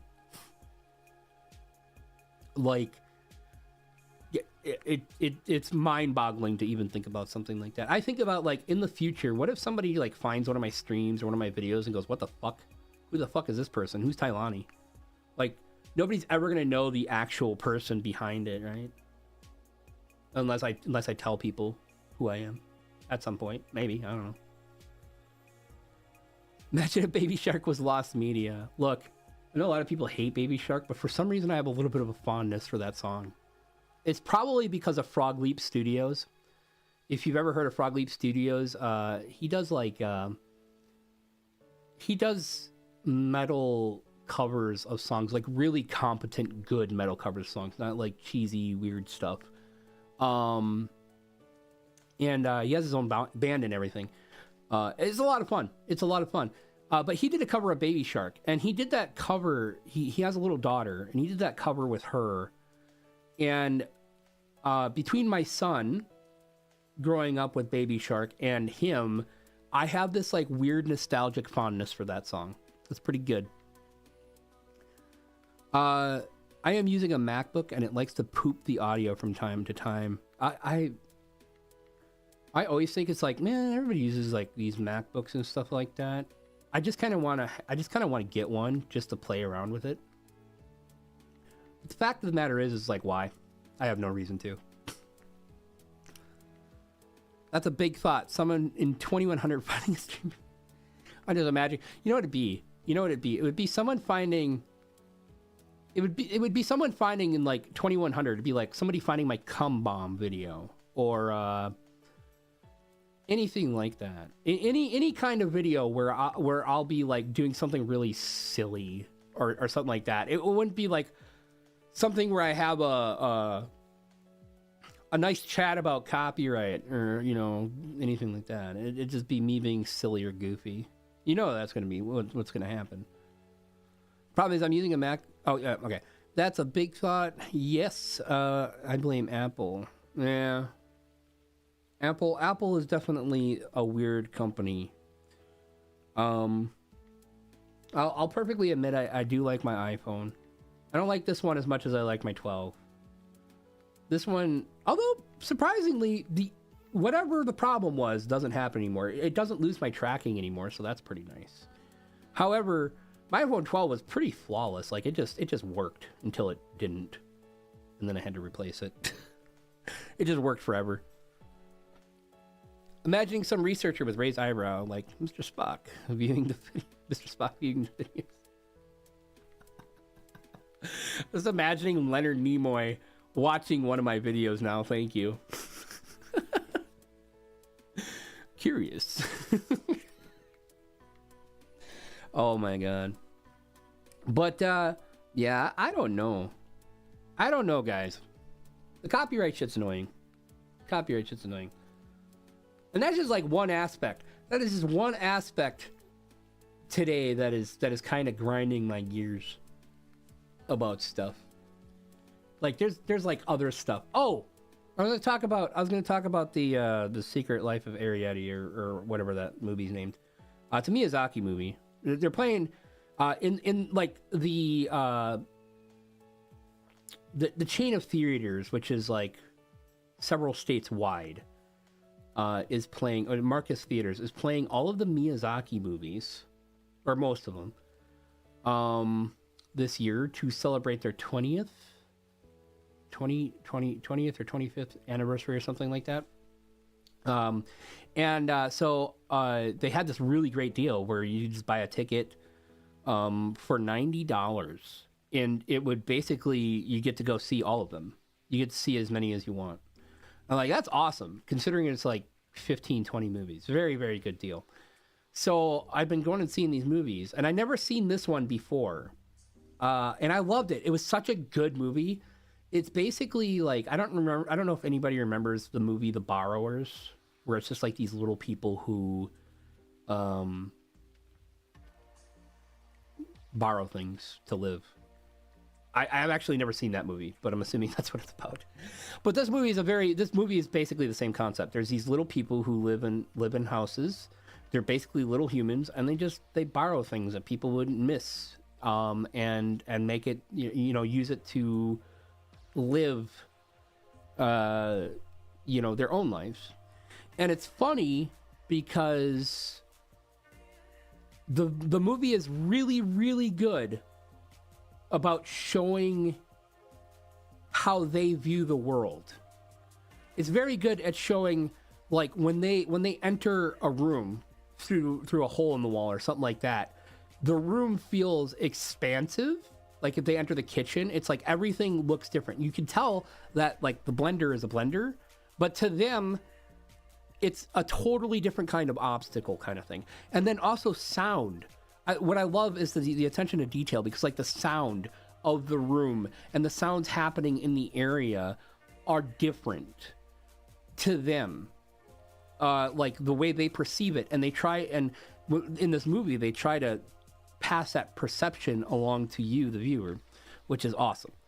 And then on top of that, the other thing that I thought was like really cool and really innovative was just how they kind of set like the lore up of the things that are happening, and how they have to be they have to like not be seen by humans, because humans will get really curious about them, or they'll just straight up hurt them for some reason. And they got some like this history where like in this one particular house that the story takes place in, there's one family left, and that's Arietti's family. And she is like wondering why they're worried that they're like the last borrowers. Essentially, they're the last little people that exist because they haven't seen anybody else. But then comes the problem. The movie ends and you're like, that's it? Like, what? This is where it ends? And you're just like, okay, I don't understand it, because they set up like a whole bunch of lore. They set up this lore, and you're like, what happened? At least one of the things I could be like, okay, maybe that there's nothing to do that. They discovered by humans and they left. Okay. And then, but there's another one where they're talking about like, yeah, one family went missing. What happened to them? They just went missing? Were they killed? Exterminated? Did the cat eat them? And you just don't know. And it's like, there is so much. It felt so weird, because it felt like the movie would just cut off at the end, and it's like, oh, okay, I guess it's done now. It's still good though. Still a really good movie. It's been out for a long time, so you guys can see it, or probably have seen it. But yeah, it was just weird. It was just a weird way to end it without a little bit more kind of hoping, a little bit more explanation of what happened. And it ends on this like happy note, but also it was like, it's a happy note for a reason, but it's also like nothing came of this. Like nothing came of this. It was just kind of like we were passing in the night sort of thing, and that was it. And that's all. And maybe you can end a story like that, and it's pretty okay. I guess I don't mind it. It was just like, it was jarring. It's very jarring. I don't particularly like the Mac OS UI UX. I tweak it to function similarly to GNOME. Fair enough. Is it the Regal? Marcus Theaters. Marcus Theaters, I think. Marcus theaters. There's a whole crap load of them. They're actually really great theaters. Like the theaters that we like to go to have these seats. They're awesome, but they're also annoying. If you go to a theater, you sit in the seats. They're usually fairly comfortable. But usually they're like the fold down, almost like airplane style seats. These seats are recliners, electric recliners, and they're couches on top of it with an arm that sits in the middle. So you can have the arm down, but you can put the arm up, and then if you're with somebody, it's like a love seat. So you can cuddle with your partner, your significant other, or whoever. So you put this arm up, but so because of the way the recliners are designed, the controls are inside of the arm of the chair. So you're sitting, and if you move your leg wrong, or if you have your wallet in your pocket, or in my case, the keys, or my knee, or whatever else the case might be, you're sitting there, you're fighting the whole time with the footrest raising up or going down, or raising up or going down, or not working because you're accidentally pushing the other button. And it's a cool concept, but I wish they would put the controls somewhere else, because I always do that. Even if I scoot my small little frame over to the left a little bit or over to the right, depending on where the controls are, inevitably, I tend to move around a lot. Because my muscles just start hurting if they're in a position for too long. I tend to move around a lot. So I will end up being back over by the controls, or like my thigh or my thigh or my knee or something will hit it, and it's just like, it's like, oh my God. I love it and hate it at the same time. They're so comfy. I haven't seen the Borrowers in years. I've never seen it, but I immediately thought about it. I know about the Borrowers, and I immediately thought about it when I saw Arrietty, because in Arrietty, the little people, they call themselves borrowers, literally just borrowers. So I'm just like, is this actually just like a reference to that piece of media? I don't know what the original like movie Borrowers is based on. It's probably based on some sort of literature, meaning both could be based off the same thing. So I don't know. And that got me thinking about like a lot of old movies that I just haven't seen in a long time. I have been trying for the past several weeks to find a place where I can stream this movie that I loved as a kid. It's an anime version of a novel that was turned into a movie in like 1927 called Metropolis, which is about this android girl and this boy. I think he's like a robot boy or something like that. She's like running away from people, the government or some shit like that, because she's part of a machine, and if she like enters this machine, she essentially becomes God. And the government wants her for obvious reasons, because they want to control her, blah, blah, blah, blah, blah. Or she like runs the entire city or something like that. So the whole story is about that. And it's beautiful. The anime is gorgeous. And it's fairly like overall faithful to the original story, which is really cool. But I can't find anywhere to stream it. I can't even find many sites that reference it. Like it exists. People know it exists, but like there's so little. Like this movie was big. This was a big release. This was released in theaters when I was a kid, right? This movie. I saw it on like DVD years later, but I can assure you my local cinema doesn't have fancy seats like that. I don't know why mine does. Marcus Theaters. I think it's Marcus Theaters. Marcus Theaters is generally pretty good. Regal Theaters are pretty okay too. I don't know if we have any by us anymore. We used to when I was younger. One of my tiny cinemas is closing. It's been open since the early 90s. COVID screwed one of our... Okay, so it's actually a funny story because COVID shut down our local theater.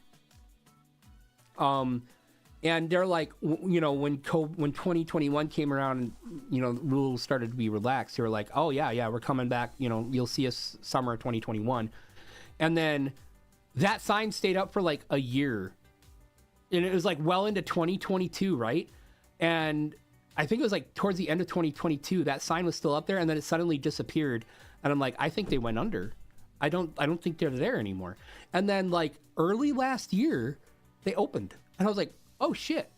Turns out they just decided to take the time to remodel the entire theater. Might as well. If you can't use it, fuck it. It needed one. So it's like, okay, cool. I leave for 2 minutes and the plap comes out. Plap, plap, plap, plap, plap, plap. The Tezuka movie? The Tezuka movie. Is that a person? I'm sorry, I'm not understanding the reference. If you're talking about Metropolis, Osamu Tezuka? Born in Osaka. Okay, I can tell that their art is pretty similar to Metropolis, so it might be. It might actually be this person, yeah, who made it. Let me see.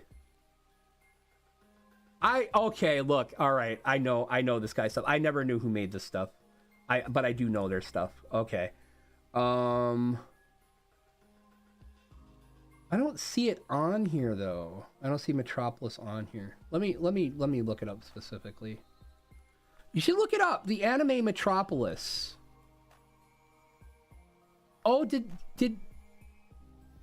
okay, no, they made a manga, but this isn't the same thing. It's based off the same story. It's clearly based off the same story. But it's not related to the anime, no. Yeah, Astro Boy. Okay. That's why I recognize the art so well. Astro Boy. Anime Metropolis. If you look up Anime Metropolis from 2001, you'll see you can find information about it, but I can't find any place to stream it. I could probably buy it off of eBay or something like that if I really wanted to. I just don't know what happened to it. It's beautiful. It's a beautiful anime. Like, absolutely gorgeous. Let me see if I can find like a really good still of it, and I can show you kind of what it looks like.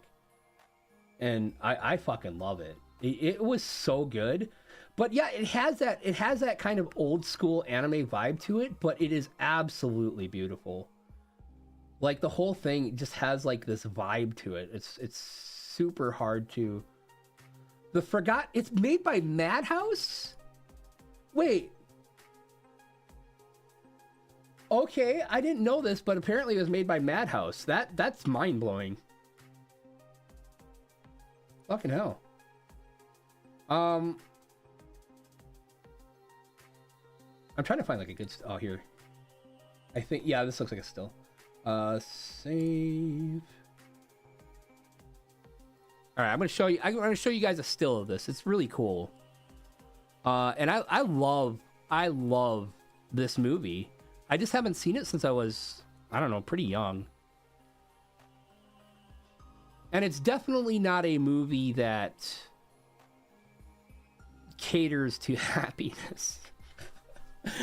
So it's grainy because the resolution on this picture is crap, because I could probably actually just go to the stupid thing and... Nah, I ain't fucking with that. Screw you, Pinterest. So, but yeah, this anime is absolutely fucking gorgeous. And this is, now mind you, I saw this when I was starting to get into anime pretty heavily, because I saw this, I rented it when I rented Laputa Castle in the Sky, which is a Miyazaki film. It's Miyazaki's first film, if I remember correctly. And I rented this movie at the same exact time. And I was probably like 2006, 2007. And sat down and watched it with a couple friends, because we were just starting to get into anime and stuff like that. And the reason why we got both these movies, by the way, is because we still had movie rental places at that point in time. we had seen these. We'd seen it. It was like, yeah, you know, we kind of like anime. You know, Dragon Ball was a thing. You know, stuff was happening in 2000, 2005, 2006, that era. Stuff was happening. And in terms of anime. And we were starting to get into it. And we're like, oh, yeah, these look really cool. We should watch these. Because we kind of assumed that we were going to get something a little bit different, I guess. Because I think the first movie, one of the first movies I watched was a friend borrowed me the movie and borrowed me the VHS player so we could watch it. It was a movie called, which people are going to know it now, but at the time, I had no idea about it. It was a movie called Ninja Scroll, which is incredibly violent. And I don't know if it's a great movie, but he borrowed us Ninja Scroll and then ended up later borrowing us Akira, which is a great movie. Very, very classic movie. But yeah, so that was I've been trying to find this movie somewhere to stream it from. I don't necessarily want to buy it because I don't want physical media anymore. I just don't. I know that's weird considering the conversation we just had about copyright and stuff like that.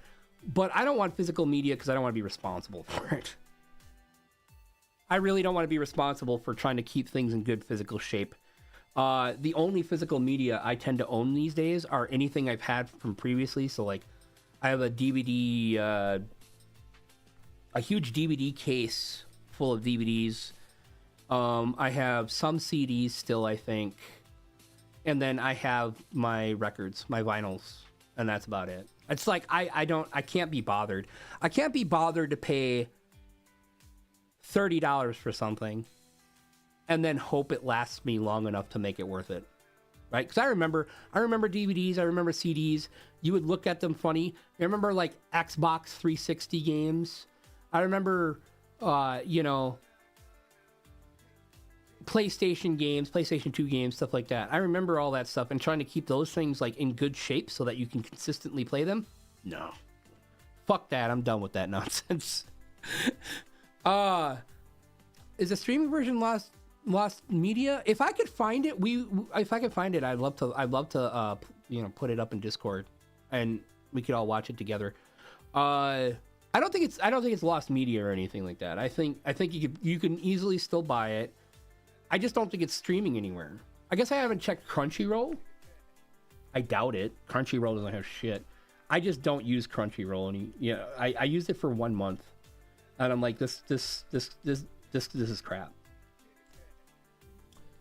And I imagine it's even worse now.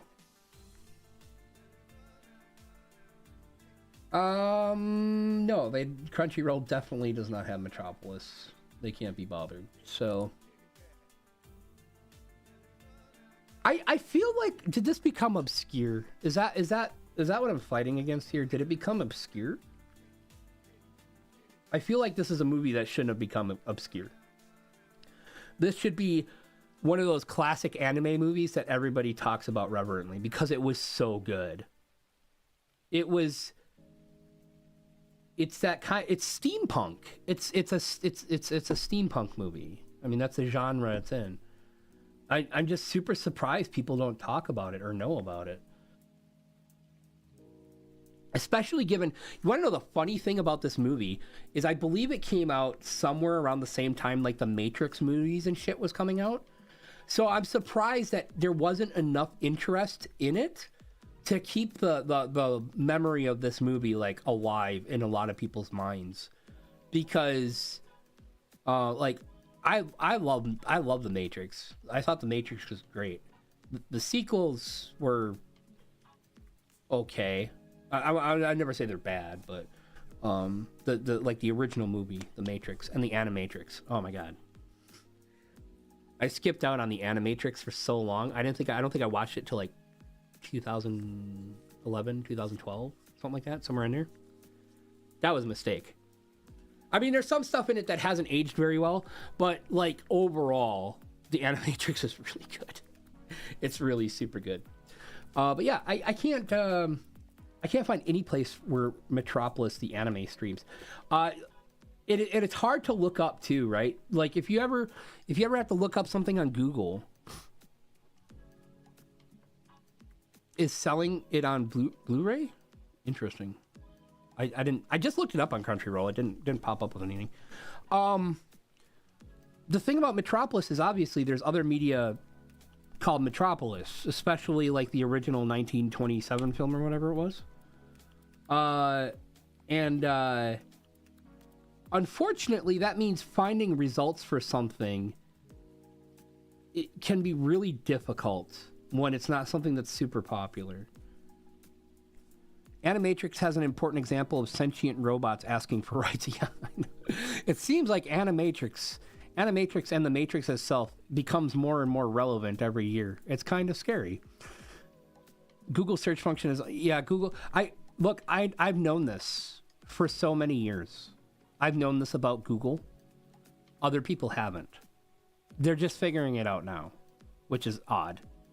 Now I'm not talking about like your average person. Your average person probably wouldn't know. But what I'm saying is like the IT industry is just kind of figuring this out now, or just starting to realize that Google search is awful, and it has been since I was a kid.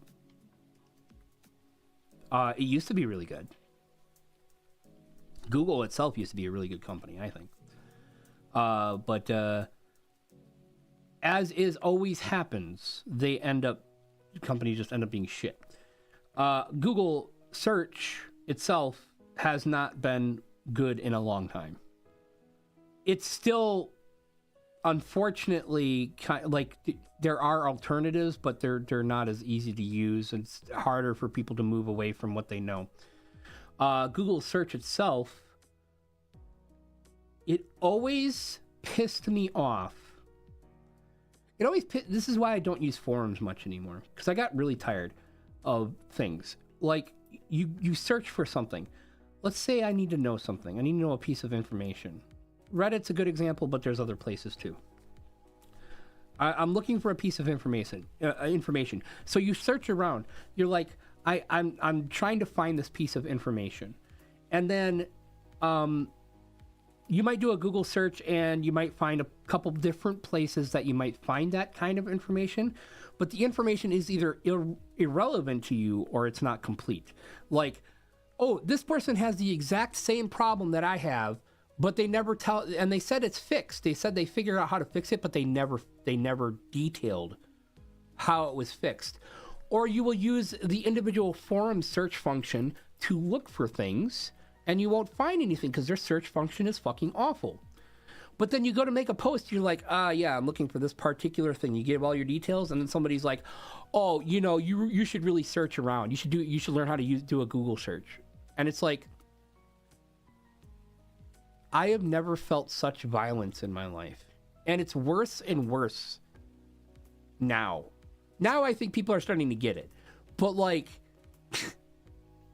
you learn how to use Google search, bro. It's like, fuck you. I did. You're a fucking idiot. If you knew anything, you're not the person I want to respond anyways. Because if you have this opinion about Google search, you're too fucking dumb to answer my question. So shut the fuck up and let somebody answer my fucking question. But you know what'll happen in a forum is you'll have my question that I asked. You'll have the dickhead who's like, oh, learn how to Google, bro. And then nobody else will respond because they think that that's the answer. They're like, oh, well, I don't got to respond now because apparently this other person feels that this exists, the answer exists. And maybe it does. It's just, I can't find it. But people would always assume that it's like, oh, you just didn't look around. It's like, fuck you. I did. You're wasting my... It's like, so I don't bother anymore. Like, why? Now it's better. Now I think you can ask a question and be answered. But I always hate when I see the rule too. It's like, make sure you search around and look, and like I get it. I get it. And I will. I'll go through like particular forums dealing with the problem I have. I'll do searches using keywords. I'll do a cursory search. And if I don't see something that kind of looks promising within a short period of time, then I'm going to make my post. So it's like, I'm sorry, I can't know everything. Or my favorite part, I love this, when a person comes in and they don't give you the answer and they don't give you a link to it. They just be like, oh, you're having a problem with your car. I think the fix to this was posted on this particular forum. It's not even on this site, but it's on a different forum. I think the fix to this was you so you might want to check there, even though you already checked there. You know, they don't know you checked there, but that's fine. But it's like, even though you already checked there, you didn't see it. Did they give you a link? No. But then everybody else who might have potentially answered you, I just sitting there and I'm feeling like, oh, they probably just look at this and be like, oh, it's answered. And then somebody will mark it as answered or something like that. It's like, Jesus fucking Christ. I hate it. I hate it. Google engine got beaten by freaking Bing and its AI. Well, I mean, that's just the way everything's going, so. I'm not going to use Bing. If I'm not going to use Google, I'm not going to use Bing. Also, DuckDuckGo. I like DuckDuckGo. Except for... Look, I've used it on and off for a long time. It's okay. Sometimes it's good. Sometimes it's awful. It just depends. Google could be good if people didn't know how to manipulate the search results. Well, yeah, that's the thing. Search engine optimization and all that nonsense. And then Google not caring. Like, that used to be Google's product. Like, they gave a shit about it, and that's why it was so good for so long. But then they just kind of just like, whatever, we don't care anymore. Here's 10 advertised sites that are useless. Okay, now that you scroll past all those, here's a million. Yeah, when you have to go to the next page, when you have to click to the next page before you get results you care about, you're fucked. Isn't Google's AI broken as fuck right now? Probably. Google AI recommended people to eat cardboard. I recommend people eat cardboard. Right now, go eat it. Go eat cardboard. It's healthy. Lots of fiber. Just don't eat the cardboard that has the vinyl or plastic stuff on it. Just eat the real cardboard. Eat the real cardboard. Google being bad means you need to search more than once, which is good for them. Yeah, I mean, that's fair. That's definitely a thing too. They removed the feature. What feature? Archlinux forums, though. Bro, it's in the docs. That's more common than one might think. That's more... It's like, oh, did you look in the instruction manual, dude? I'm like, where? I mean, if it's in the instruction manual, fine. Don't expect me to read 300-page instruction manual. It's not going to happen. This is why indexing is very important with manuals, right? If you can't adequately describe where a thing might be in your... Why is it I can open my D&D 5th edition handbook, player handbook, and find anything I need by looking at the index or whatever I need to do, but I open a massive guide, like instruction manual or guide for another product that is expensive, and it's like, there is no index, right? It's just, you gotta kind of guess. Well, this chapter about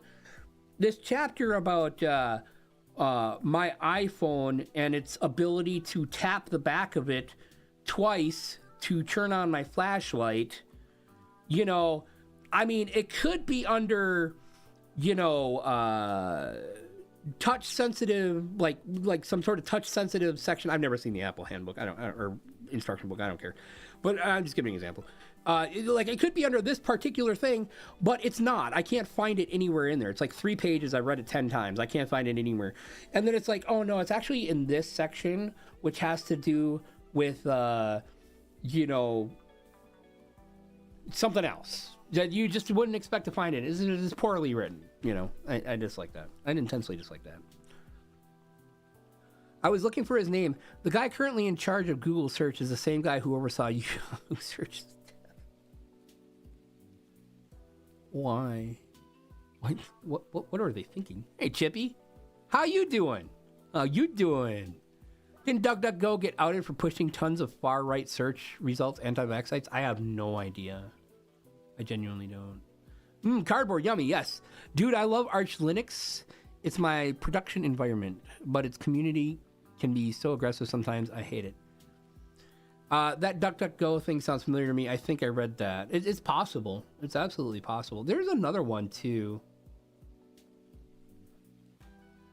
there's another search engine that was really popular because they're like, they were focused on privacy, and they're like, we don't save your data or nothing like that. And then lo and behold, guess what they were doing?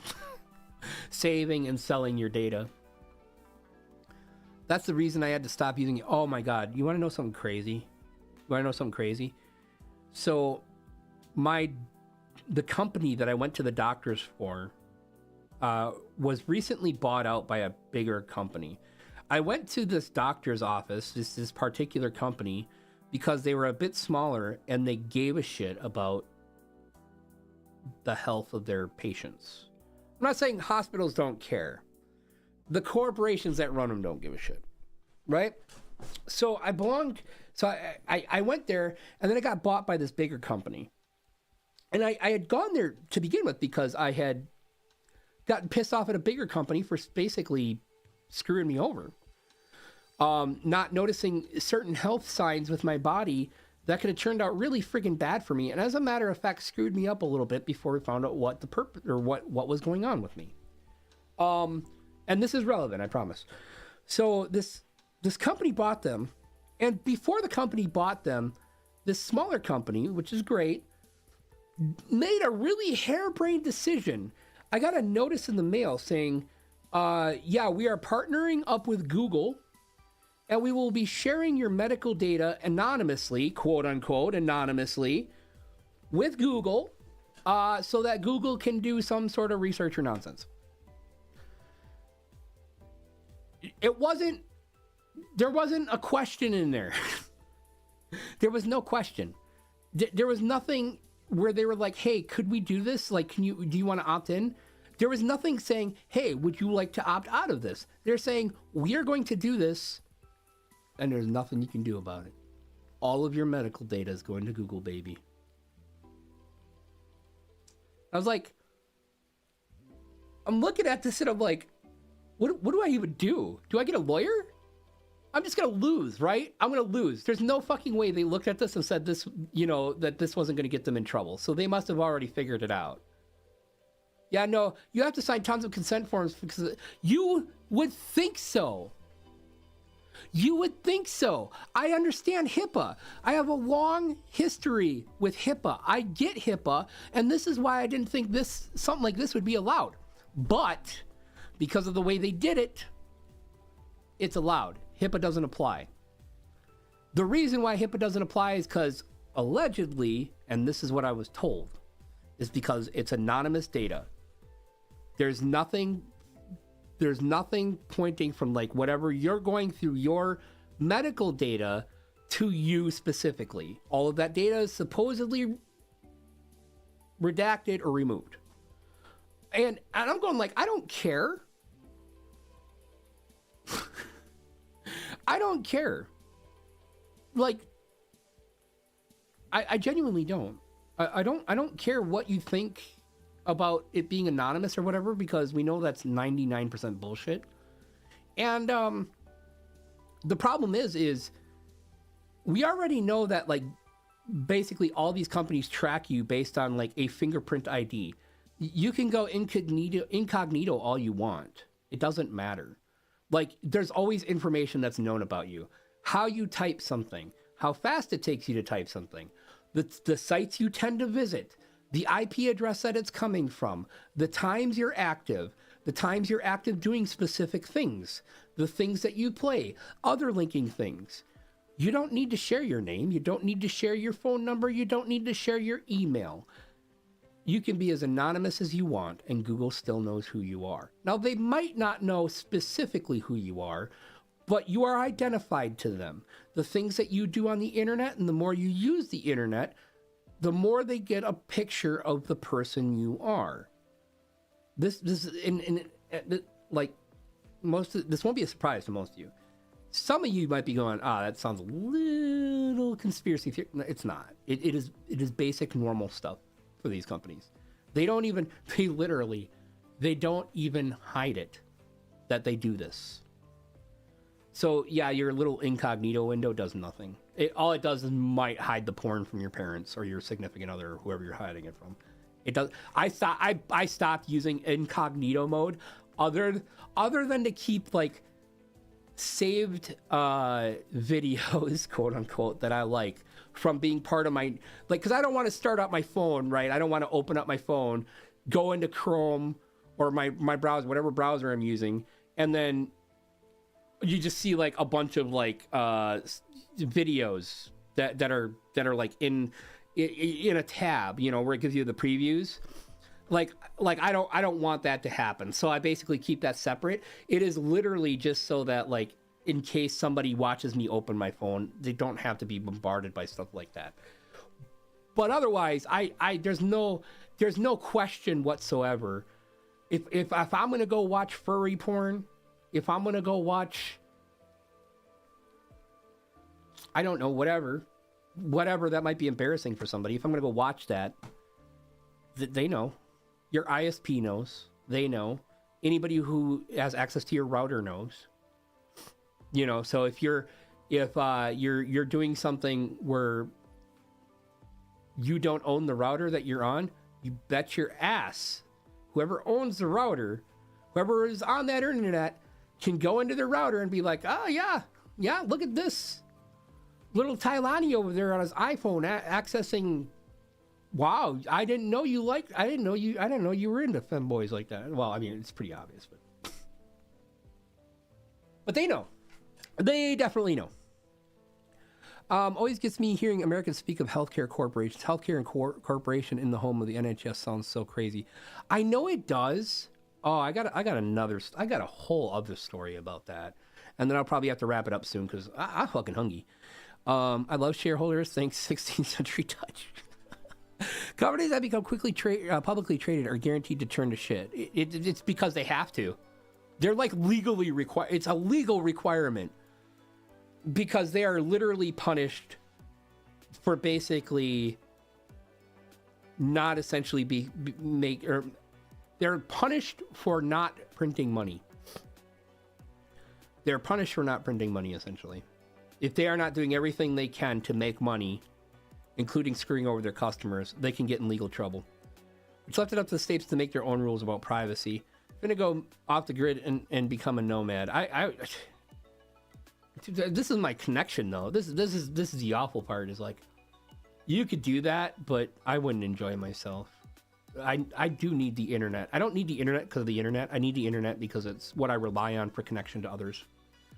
I knew from primary school that incognito mode is just to hide yourself from your own. Literally, incognito mode is just a way to lie to yourself. It's like, look, it doesn't exist. I'm not gay. I'm not gay. Fiduciary responsibility, baby. Yeah, I know, right?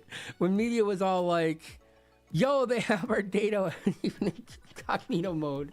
I'm always reminded of the woman who was told she was pregnant by, I think it was like Target. Target, because of an algorithm that they used because of shopping habits, correctly guessed that she was pregnant and started displaying ads to her that would be beneficial to women who are pregnant, for products to women who are pregnant. And so, like, this had been happening, and I don't remember the whole story, and I apologize, but this had been happening, and essentially told her that she was pregnant before she knew. Like, she got a test at some point later and found out she was pregnant. But Target had been, because of this association with Target or something like that, she had been delivered ads fit for pregnant people, pregnant women. So it's awkward. It's very awkward. Which is, okay, look, take away all the negative shit, right? Take away all the violations to privacy and all that stuff. It's kind of amazing. Right? Just take a second to think about how fucking amazing that is, that you can actually distill people down enough, and based just on their habits that are not overt, you can discover something biologically they don't even know about themselves. And this is why I often tell people, my view on people is that people do tend to be unique in their own way, but they are not unique in their actions. people almost always respond to certain things the same exact way, or in a couple of different same exact ways. So like you may respond in one way and be with this group, this huge group that would do the same thing, or you might be like not respond that way, but you respond this way, which is the same exact way this other group would do it. So it's like you're not really unique in that sense. Human psychology is fucking insane. It's so cool. Less than a year ago, we got net neutrality back. It was like, what? Wasn't that obvious? Yeah, pretty much. Pretty much. Can you imagine if they just automatically shipped a pregnancy test to her or something like that? Like, what the fuck is this? Just use it, woman. Just use it. I got a surprise. Could you imagine being a corporate? What society would we live in? Do you imagine the society we would live in if a corporation could send you? Oh no, I think I remember what it was. I think Target sent her like a congratulations on being pregnant, with a thing to sign up for their what do you call it? The thing that pregnant mothers can sign up for, where you can get like what is it called? Like it's like a community thing where people can buy you things that you need when you're pregnant and when the baby's born. Something like that. I think that's what it was. Like they were advertising, they're like, congratulations on being pregnant. And then she's like, what the fuck? And then found out she was pregnant. That's what it was. I'm about to get pregnant. Yes. Yeah, Target's been sending me these tests. They're COVID tests, but I can pretend that they're pregnancy tests. It's fine. Others have been predicting human behavior. Yeah, I mean, this isn't like, there's old wives' tales about how you can tell if somebody's pregnant.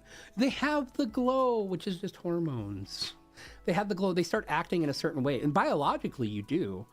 When certain things happen in your body, biologically, most humans act in very similar ways, or they have like these habits that they will do out of instinct that make it apparent that this is a thing that's happening with them.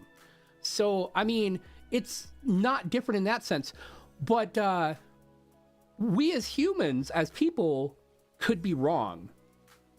Whereas an algorithm, the more data it gets, which is just this extension, this is like before like serious AI here, but AI, it works in the same way. It recognizes patterns and stuff like that, and it uses that to do whatever it's doing.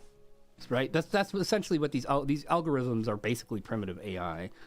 So, are you able to get pregnant? Yes, I can definitely get pregnant. Well, I mean, it may take a while. You may have to try a lot. Like, I mean, if you do it enough, anything is possible. Like, you just try until it happens. That's what you do. You just try it until it happens. It's fine. I'm willing to give it a shot. And when they can't figure out how a person works, they figure out how to make them behave. Oh yeah, then that's where shit starts getting. I do not like manipulation, and it's so easy to be manipulated and not know it into doing things. We're pretty good, I think, as people. Even the naive out there are pretty good at I can't tell what the percentage on that is. We're pretty good at being able to point out when people are manipulating us, right? And the thing is like, we're becoming more aware of it because of social media, because people can point out like, yeah, this is a manipulation. Like, these particular phrases are more often than not manipulations. Not always, but it depends on context. But so we can look at that and go like, yeah, I know I'm being manipulated. Psychological manipulation is definitely a thing that people do. They might even just do it on instinct because they want something or because they need something. But being manipulated by a corporate entity or AI or like marketing schemes and stuff like that is weird, because it's like, there are times where you know that this is a manipulation tactic, and there's times where you just don't, it doesn't even cross your mind. You know, the whole, I think everybody's most familiar with like the FOMO manipulation, the idea that there's a thing that's coming up for a limited time, and you're like, if I don't get it, if I don't buy it right now, I will miss out on it. Everybody else will have it and I won't, and I'll look like an idiot. So that's one particular manipulation it's really egregious right now, especially in gaming, and I hate it. Baby registry, thank you. Yeah, the baby registry, so that like it's basically like Throne for babies. It's basically like Throne for babies. You put stuff on the registry, and then if people want to get you a gift or something like that, they can purchase the gift, and then whatever company will send the gifts to you, or how. It's just a way so that you can tell people the things that you need, and then typically they end up being presented at the baby shower. So like the people will buy stuff off your registry, and then they will bring it to the baby shower, and then you get to open them. Yeah, it is literally the same thing. It is actually kind of a tradition for many decades. For science, yes, for science. If at first you don't succeed, yeah, subtle manipulation is insidious. Yeah, especially when you're manipulating someone who might not know better. This is why I hate this. I hate this. And okay, look, I'm gonna make I'm gonna admit to something. Some people might not like it. Some people, it's like whatever. I watch quite a bit of Asmongold. I have for a long time. I don't agree with everything he says. As a matter of fact, sometimes he says shit that's pretty fucking awful. I'm like, come on, man, you don't gotta say shit like that. He said something the other day that kind of pissed me off, it rankled me. So he's like, and I understood what he meant. When I say I don't like the way Asmongold says things, but I understand what he meant, because it was about it was about scams, right? It was about this particular scam, which was really, really, really obvious that it was a scam, but people fell for it. And it's easy to be really harsh on people and go, you should have known better. This was obvious, you should have known better. But sometimes people just don't. Or sometimes people they buy into it, and they normally wouldn't. I know one of the smartest people I know in my life was in the Navy for 8 years as something to do with like nuclear engineering. Okay, very, very smart person. She's incredibly smart. Got out of the Navy, got scammed within a month over the phone. Got scammed, and she was all over Facebook. She just felt awful because she lost thousands of dollars to this scam. And there's several people who are like, well, why did you fall for it? Like, you're really smart. Why would you fall? She's just like, I don't know. She had no idea why it happened. There's no doubt that she's intelligent, but it just happens to people. They get sucked in for whatever reason. Maybe it was because she just got out of the Navy. Maybe she was worried about like, I don't know what the details of the scam were, but she got sucked into it.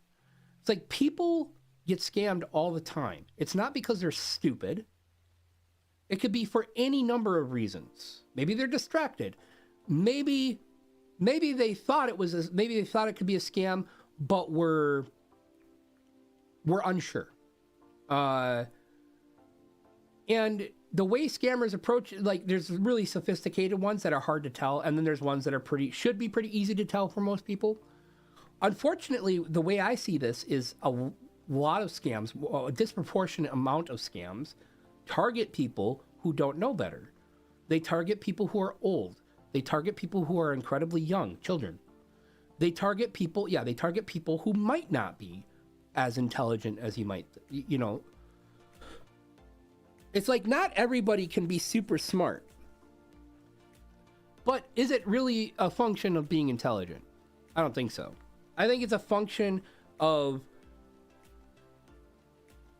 wishful thinking sometimes. It could be so many things. But Asmongold approaches this by saying, you know, you're basically the R word. And it's like, no, that's not right. The only reason Asmongold says some awful crap like that, I swear, look, I'm not saying this as an insult. And I want this to be very clear. But sometimes I genuinely think that Asmongold has is neurodivergent, like most of us. But some form, like maybe it's autism, maybe it could be anything, right? It could be anything. And I don't like to level something like that as an insult. I don't think it's an insult.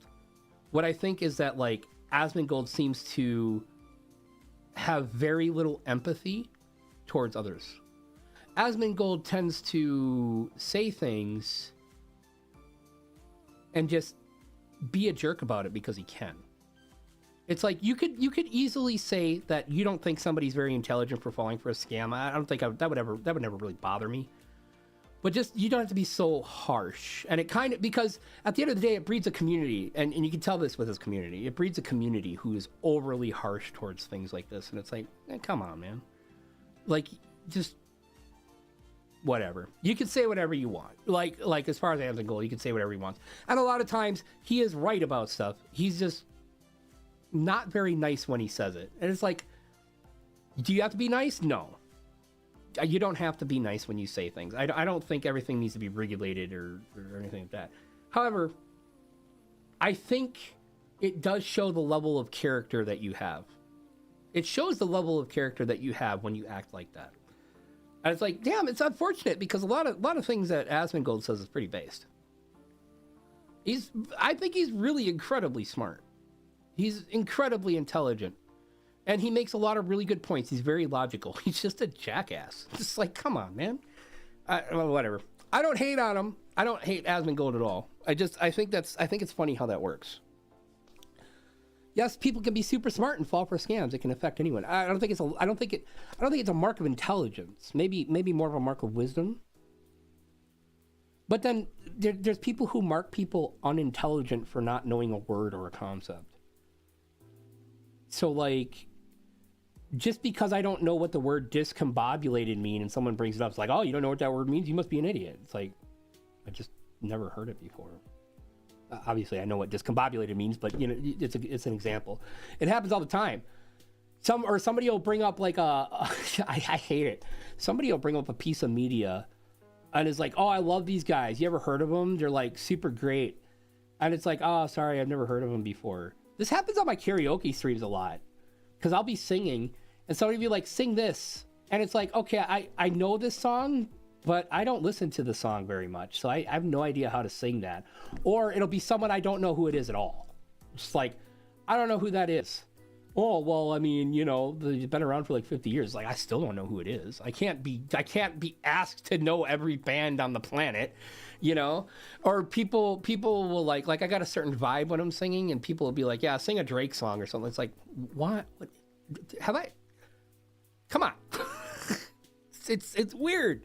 It's weird because people, again, it comes back down to people will like assume that it's either you know everything and you're intelligent, or you don't know everything and you're not intelligent.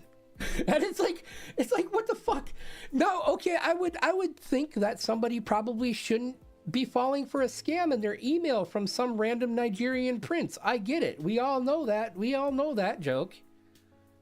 But people fall for it. Why? There's like lots of different psychological reasons. Because if it is true, you become rich, even though we know it's not. Because someone might not have genuinely heard about the Nigerian prince scam, which has been around for literally 25 years, right? And it's like, well, and here's the thing, you were being manipulated. These scammers, they'll manipulate you. They're manipulating you. That's the whole point, right? And they have ways of manipulating people so they can weed out the intelligent people, the wise people, the people who know it's a scam. When you call somebody out for a scam, they don't care because that's just time that they didn't have to waste on somebody. It's like oh, I know you're not a Nigerian prince. I know you're from probably some call center in Florida or some shit like that, or Mexico or fucking UK or something like that, right? I know you're a scammer and blah. I'm going to report you and blah. And they're just laughing. They're just like, okay, whatever. I'm already working on this other person that just wired me $2,000. They don't care. People be talking about pig butchering lately. Okay, hold on. I gotta make sure I didn't miss anything up here.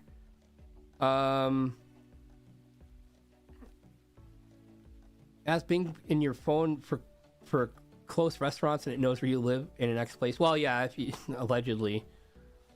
Yeah, it's weird. It's like you could turn location on or off, but you're still pinging certain cell phone towers. I don't know how that, like, yeah, it's weird. When you try it and ask, how do you know where I am? It will try to gaslight you. Yeah. Yeah, no kidding. Pirating is when you play games you didn't pay for. Steam summer sale is when you buy games you don't play. It's the opposite of pirating. Yeah, oh my god, you look at my damn Steam game list. I probably have played like maybe 30% of my games if I'm lucky. People can be super smart and still fall for scams. It can affect anyone. That's the shitty thing about it. It's like, look, I've come close too. One of the things I remember posting some stuff on the internet about myself, like looking for work, looking for employment, and I got one email. Now, given what I was looking for and the place I posted it, I wasn't expecting to get a lot of responses. But I got an email and I was like super excited. And it seemed pretty legit at first, but then I started noticing things. Because it was a long thing, and they're like, yeah, we're looking for these kinds of people and stuff like that. But then I started noticing things. I started noticing the not quite accurate English, which doesn't automatically mean that it's not real. It's just one thing. Scams are often located off of U.S. soil in countries that don't always speak the greatest English. That's just how it is. I'm not going to even debate that. But you start noticing things like that, and then you start noticing, like, in your brain, you're going, okay, so that's kind of like a little bit of a red flag, and you keep reading, and then things start sounding too good to be true. As soon as something sounds like this, oh yeah, this would be great, this is kind of like my dream job, right? This sounds amazing, and it may just, even if it's just a little bit more of what you would have thought of or expected from a company, or in this particular case, you might be like, oh my God, I should jump on this. I have to jump on this because, if I don't, I'm an idiot. But for me, so I'm reading through this email. I'm like, this can't be real. And I'm like, okay, since I can respond anonymously because it's all through an anonymous service, so I don't have to use my actual email or anything like that. I responded anonymously. With a response that's basically designed to essentially suss out if it was a scam or not. Sure as shit, it was a scam. I can't remember exactly how I wrote it, but I wrote it in such a way, it's like, if this is a legitimate company, they'd be able to provide me this information, and I should be able to easily look it up on the internet. And then they started getting kind of squirrely about providing the information which I requested, which is standard when you're finding a job. Like when you go to get, you like things about like, okay, where is their office located? What's their number? Things like, what is their employer identification number, their EIN? Because they have to have that. So if they don't have that kind of thing, I can go, oh, so you're not legit. So either you are trying to hire somebody under the table without the scrutiny of the US government, or you're a scam. More than likely a scam. Intelligence comes in so many different forms. I know people who are into computers have seen to me that speaking another language. I think okay, so the intelligence, I think people misconstrue or misunderstand intelligence. And it's probably me too. I probably misunderstand as well. I see intelligence as the capacity to learn. The capacity to understand concepts, right? Not intelligence as in, I don't think intelligence should ever be thought of as like, how much do you know? I can have, he's my son, all right? But I think my 4-year-old is really freaking intelligent. And I genuinely think he is. Does he know much? No, he doesn't know a lot. But he's smart. He has a capacity to learn anything he wants. He's very, very intelligent. So I think intelligence comes down to understanding concepts. Wisdom kind of goes into that. Your experience that you've already had that kind of combines with that to kind of create your ability to function. So intelligence is not only I should reiterate what I mean about intelligence. I think it's the capacity to learn and apply what you've learned to whatever. So intelligence is the ability to learn that 1 + 1 = 2, and then later on be able to go, I got 1 cup here and I got another cup here, therefore I have 2 cups. That's intelligence, right? I don't think you could call somebody unintelligent simply because they didn't know something, which is what I was trying to get at. They didn't know something, or they might not be wise enough to see that something was a scam or something like that. Like it's horribly unfair, and it might be a bit unintelligent in itself to say something like that. It might be kind of stupid to say something like that about another person because it's not technically true. So honestly, I think spreading, I find something like unintelligent, someone who's willfully spreading misinformation or false for misinformation, despite there being a dearth of information out there that can refute the information that you have from a bunch of different sources that are reputable. That might be a sign of low intelligence. And you guys know what I mean. Anybody who says that, like the moon landing, give that example. The flat Earth, the idea that Earth is flat, give that as another example. It's like, look, you are going from maybe falling for something to willfully being ignorant. That is a sign, I think, of low intelligence. Being willfully ignorant. But hey, you know, give me Tay, I'll give you 2 Tays. What? You're gonna duplicate? Oh my God. You see this? Bean is trying to pirate Tylani. This is the kind of crap that happens in my house. You might enjoy the word unscrupulous, which is related to the word scruple. I await the day when a guy gets reverse scammed or reverse hacked.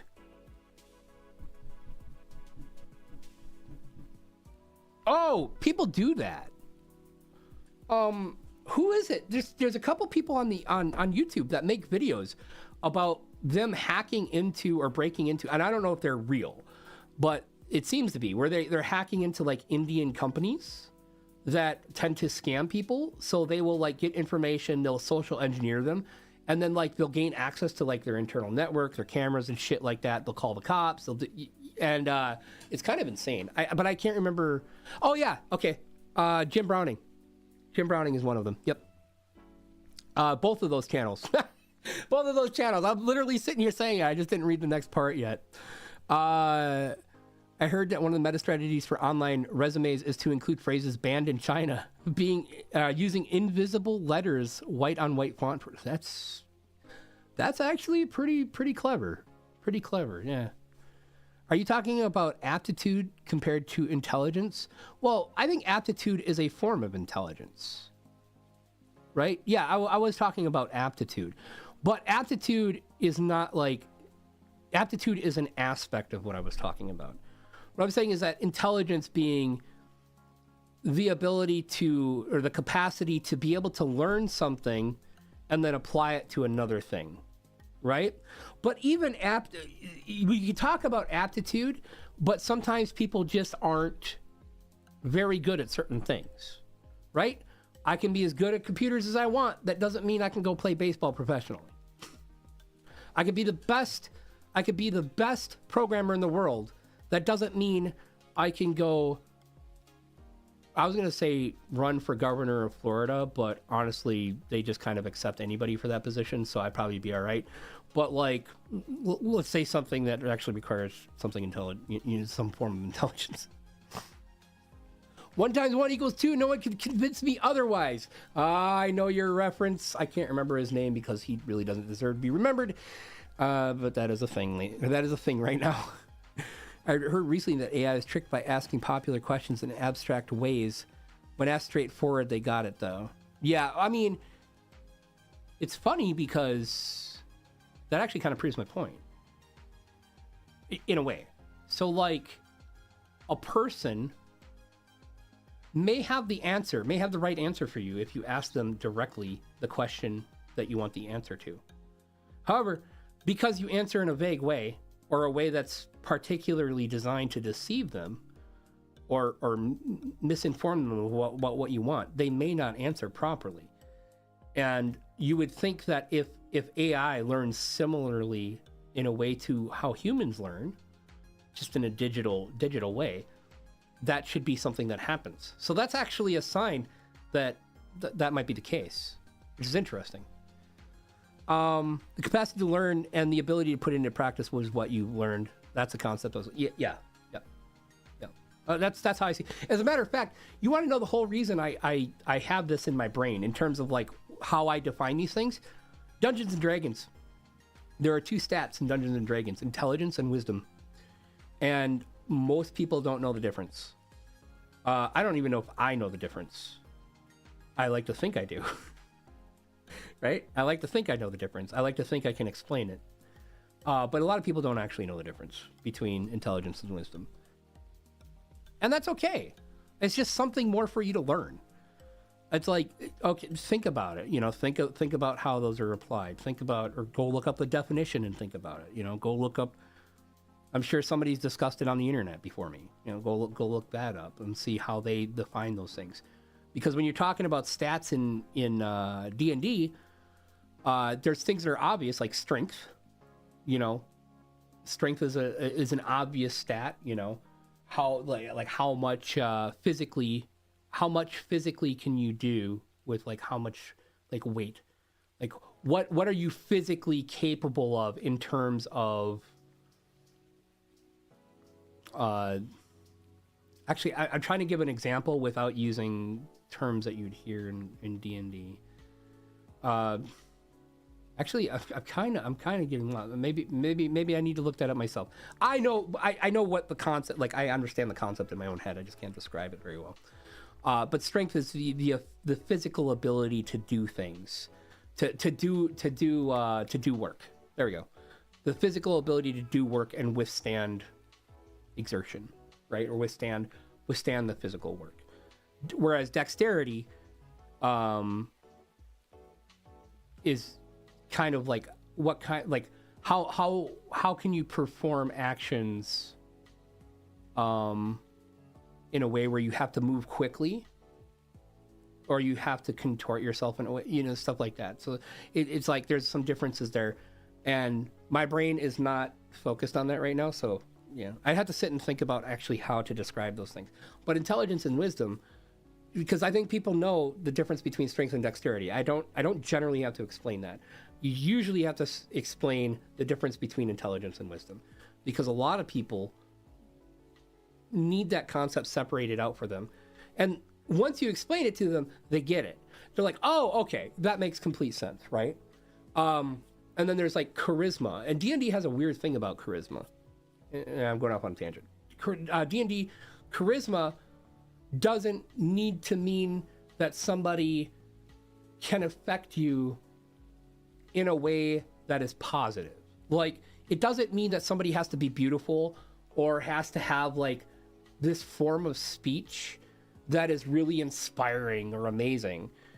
Because you could have charisma where it's affected, like the charisma affects your ability to intimidate someone, or maybe, you know, D&D explores this odd concept with charisma where it's not all just based on your ability to charm somebody or to make them like you, right? It's based on, you know, people's reaction to you as a person through whatever medium they're encountering you in, whether that's speech, physically, dress, how you walk, all of that kind of stuff. So I like D&D for how much, if you're into it, it can make you think about things like that. Intelligence, memorization, wisdom, life experience, aptitude, ability to use either. Yeah. I don't think you can boil it down quite as much as that, but that's a good, like, primer to it, I suppose, if you just really need to, do a thing. Hello, Alfredo. Welcome to the stream. Welcome. Yeah. But yeah, it's aggravating. It's aggravating when I think people just automatically go to, oh, this person must be stupid for falling for that, because it's like, I think you're more stupid for saying something like that.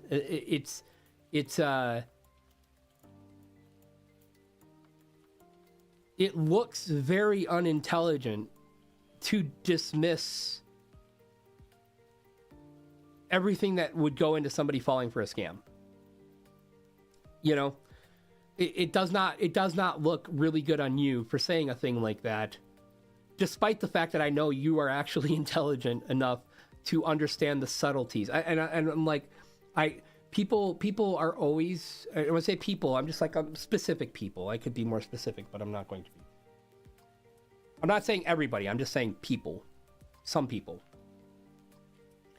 will look at a situation as a black and white thing, right? So they have this like idea in their mind, and it's rigid, right? There is no subtlety to their thought. There's no idea that like there's some nuance here that can be explored. It's just one, they're binary. It's 1 or 0, yes or no, right? People hear somebody falls for a scam and they go, yes, they're dumb.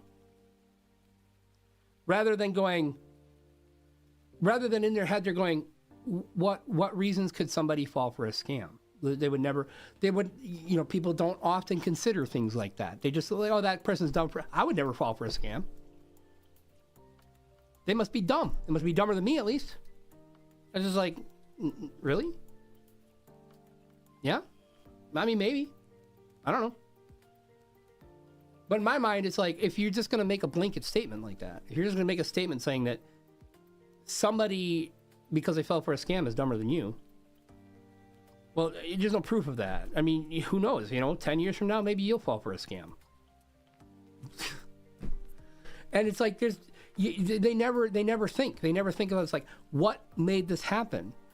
Did you go and ask the person who got scammed? Like, what were you thinking? What was going through your head when everything was happening? Maybe they had red flags. A lot of people who will go through scams, they beat the crap out of themselves because they feel stupid. And they don't need somebody else to tell them that they're stupid. And it's hard to convince somebody. It's like, look, scams would not exist if they didn't work. Nobody would put the effort into it. And they have to work a lot. Does that mean all of humanity is dumb? No. It just means it works on certain people for whatever reason. Who knows what their situation is? Imagine if you live in a house, you're fine. You have your heat, you have your electricity, you have everything to make you feel comfortable. You have food, you have money, you want for nothing. A scammer comes along and says, hey, look, for this reason, I can give you all this money. And you're like, do you fall for that? And I'm just giving this as an example. Would you necessarily fall for that? It's like, well, I don't really need money. This kind of looks like a scam to me. Now, take a person who maybe doesn't have a roof over their head. Take a person who doesn't know where their next meal is coming from. Take a person who is desperate and needs something, whatever that might be. Or maybe even just a little bit greedy or something like that. I mean, it could be any reason. Take the person who wants the money. Take the person who needs the money. Suddenly, they might roll into a little bit of wishful thinking, or they might give certain red flags a pass because they want it. It just doesn't have to happen with scams. This could happen with abusers. People get abused, right? A guy or a girl comes into your life who is a total twat, but they're really nice to you. There's some red flags, but you're so lonely. You're so lonely, you just want somebody in your life. And they're presenting to you an incredible option because they're so nice to you. They're so nice to you, and they promise they're going to take care of you. And everything that they do makes you feel good. And then once they have you, it turns. The turn happens. Right? Same thing with scams. It's the same thing. And that person might face years of abuse, and people ask them why, and it's like, I'm not dumb. That's just how it happens. It's just how it works. I can't pretend I'm going to know all the psychology of abuse, but being a person who's been abused, I know my own reasons. I'm not dumb. I think at a certain point in that situation, you kind of scamming yourself because you want to believe, like in that particular situation, that it's temporary, or you just need to work with them to communicate better, or you might even think it's your fault. Like, if I was a better person, if I did better, they wouldn't be like this, So that's in a case of like that, the starting out point of that. It's like, if this person, you had all these red flags about who they were, and you still went along with this, and then after they abused you, you still stayed with them.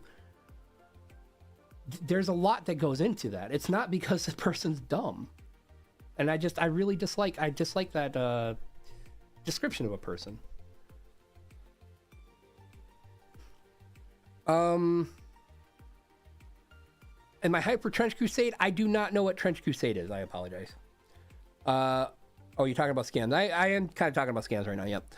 In many ways, charisma is the con man stat. They don't need to know things. Yeah. If I sat down and talked to people, like I would have that stuff worked out. It's all too easy to make a quick judgment on another person, but it often reflects badly on the exactly. Absolutely. It's like the crux of it. It's like, instead of being like, this person was scammed, I feel bad for them, and I wonder why it happened, it'll be like, this person was scammed, haha, you must be a freaking R word. And it's like, do they really have to be? I mean, I don't know. Your brain is a little inflexible there. Always blame the scammer, not the victim. Yeah, unfortunately, there's victim blaming in every walk of life, and it's so easy to do it because, yeah, you probably have the assumption for these people probably have the assumption the victim's not going to fight back. I mean, most people who get scammed nowadays because of lack of knowledge on tech. There is a big thing with that, yeah. There's a big thing with like people who don't know how to use computers. I've probably never heard. That's why I said, like, a lot of times it's older people and younger people that get scammed. Oh, I have heat, all right. I live in a tropical, yeah. Since most fellas don't know about it, and old folks who are easier to scare and scam, yeah. That's how it works. You gotta, as a younger person, you have to learn. Right? You learn pretty quick on the internet. Now, luckily, I think nowadays most people know better most of the time. Like, people find out before they inevitably get scammed, for the most part. However, on the other hand, there are an amazing amount of people on Discord that still click on strange links, and I never understand why. There are still people who get hacked on Discord. And my brain pulses and like thumps. And it's like, okay. And it's not because I think they're dumb. It's like,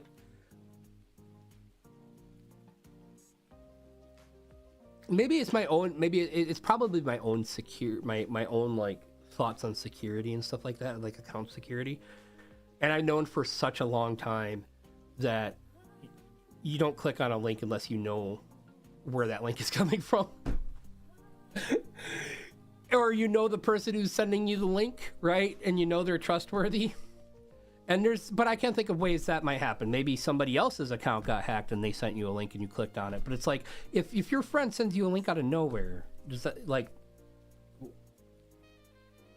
But it happens. It happens so many times.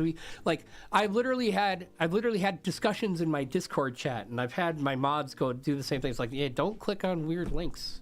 Don't do it. Don't click on weird links. And I'll just say it for you guys. You don't click on weird links.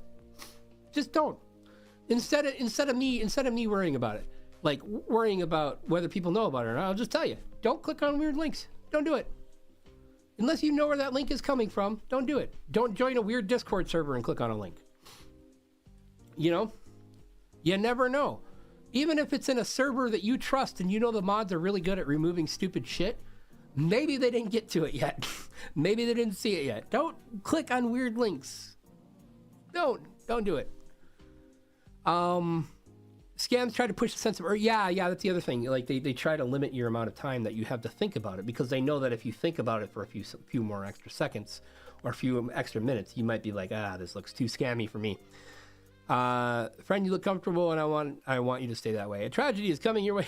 Yeah. They're coming in like fucking Vault Tech, like Fallout 4, right? The freaking Vault Tech dude. Desperation can make even most observant and wise ignorant of consequences. Yep. Everyone has a point where they want it to be true, even when all the signs are... It's happened so many times.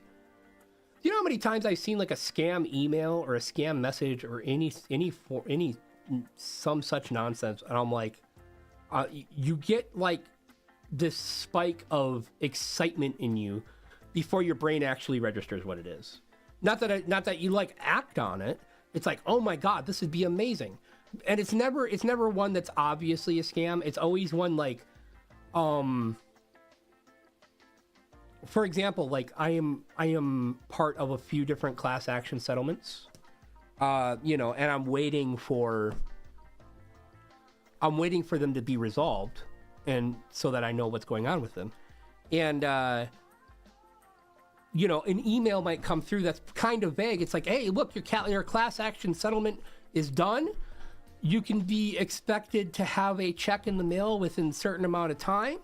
All we need you to do is give us this information, and then, and then something happens. They're like, oh, and then you need to send us a couple bucks, or they need some sort of information so that they can scam you in some other way. Stuff like that happens all the time, and you're just like, oh, or another common one, and this almost gets my mom, and it's scary, but it almost gets I've had to thoroughly train my mom. I'm like, companies like Amazon and stuff like that, when you get an email that says they've deactivated your account, you get a text. Let's say you get a text and it says, hey, Amazon here, we've deactivated our account and you need to contact this number in order to get it reactivated. Go check your account. And then you just tell that person, it's like, they're never going to send you a message like this. They may, like, a company will send you a notification sometimes, depending on who they are, that your account has been, some sort of action has happened against it, sure. However, a lot of times, the legitimate emails will encourage you to access their site through normal stuff. They won't be like, go to this link. They won't be like, call this number. Usually, there's some way for them to be like, hey, because they don't want people to be going into an email and saying, oh, click this link, and then all of a sudden their account gets scammed, because it's a nightmare for them too. Because if your account gets scammed and they start ordering a bunch of stuff, and then you call them, it's like, I didn't order all this stuff, and then the company's like, okay, well, now we need to figure this out, and it's nonsense.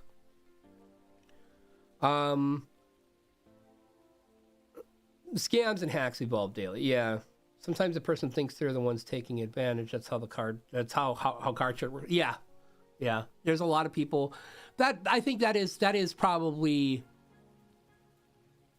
unfortunately, sometimes I think that is a lack of some intelligence. Maybe not intelligence. Maybe it's more wisdom, right? It's like, oh, I'm smarter than they are, and I can scam them before they scam me. And I don't know, maybe they're right. Maybe some people are that smart, but I wouldn't. I'd just be like, look, you don't know what's going to happen. Because even if you get one over on them, let's say it's one of those scams where they allegedly send you money, right? They send you money and then you got to send it on to somebody else. So the other person that you sent it to gets the actual money, but then all of a sudden your account is overdrawn. So you basically sent the other person money, and you're left with the bill because the original money that was sent to you didn't clear. That crap happens all the time. That's how, so the other person has the money. They've taken it and they ran, right? You could think you're smart and be like, oh, well, what I'm going to do is they'll send me the money. I'll just take it out of my account. and then it'll like, you know, it'll clear itself or whatever. It'll clear itself because the money they sent, you know, something along those lines. And the person's like, well, you know, for me, it's like, no, your bank is going to come after you for that money because you took it out and the money wasn't actually there. It's your responsibility still. It's probably kind of a weak example, but there's way better examples of that. Not always black and white though. My buddy lost his Discord account because his password was involved in a data. That happens. That definitely happens. I'm not saying that's always the reason why somebody's Discord gets hacked. I'm saying that for a lot of people, when their Discord gets hacked and they're like, yeah, I clicked on this link, and a lot of times they know that they shouldn't have done that, right? A lot of times they already know what the cause is, right? And but it's like, guys, come on, just a little bit, Don't do that. Don't click on dumb links. Okay? And people probably just do it not even consciously. They're just like, oh, my buddy sent me a link and I'm gonna go watch it. It's probably some stupid TikTok video, and it's nope. It's your life is gone now, or your Discord at least. But it happens, and it happens to everybody. It happens to people that I never think would end up being hacked.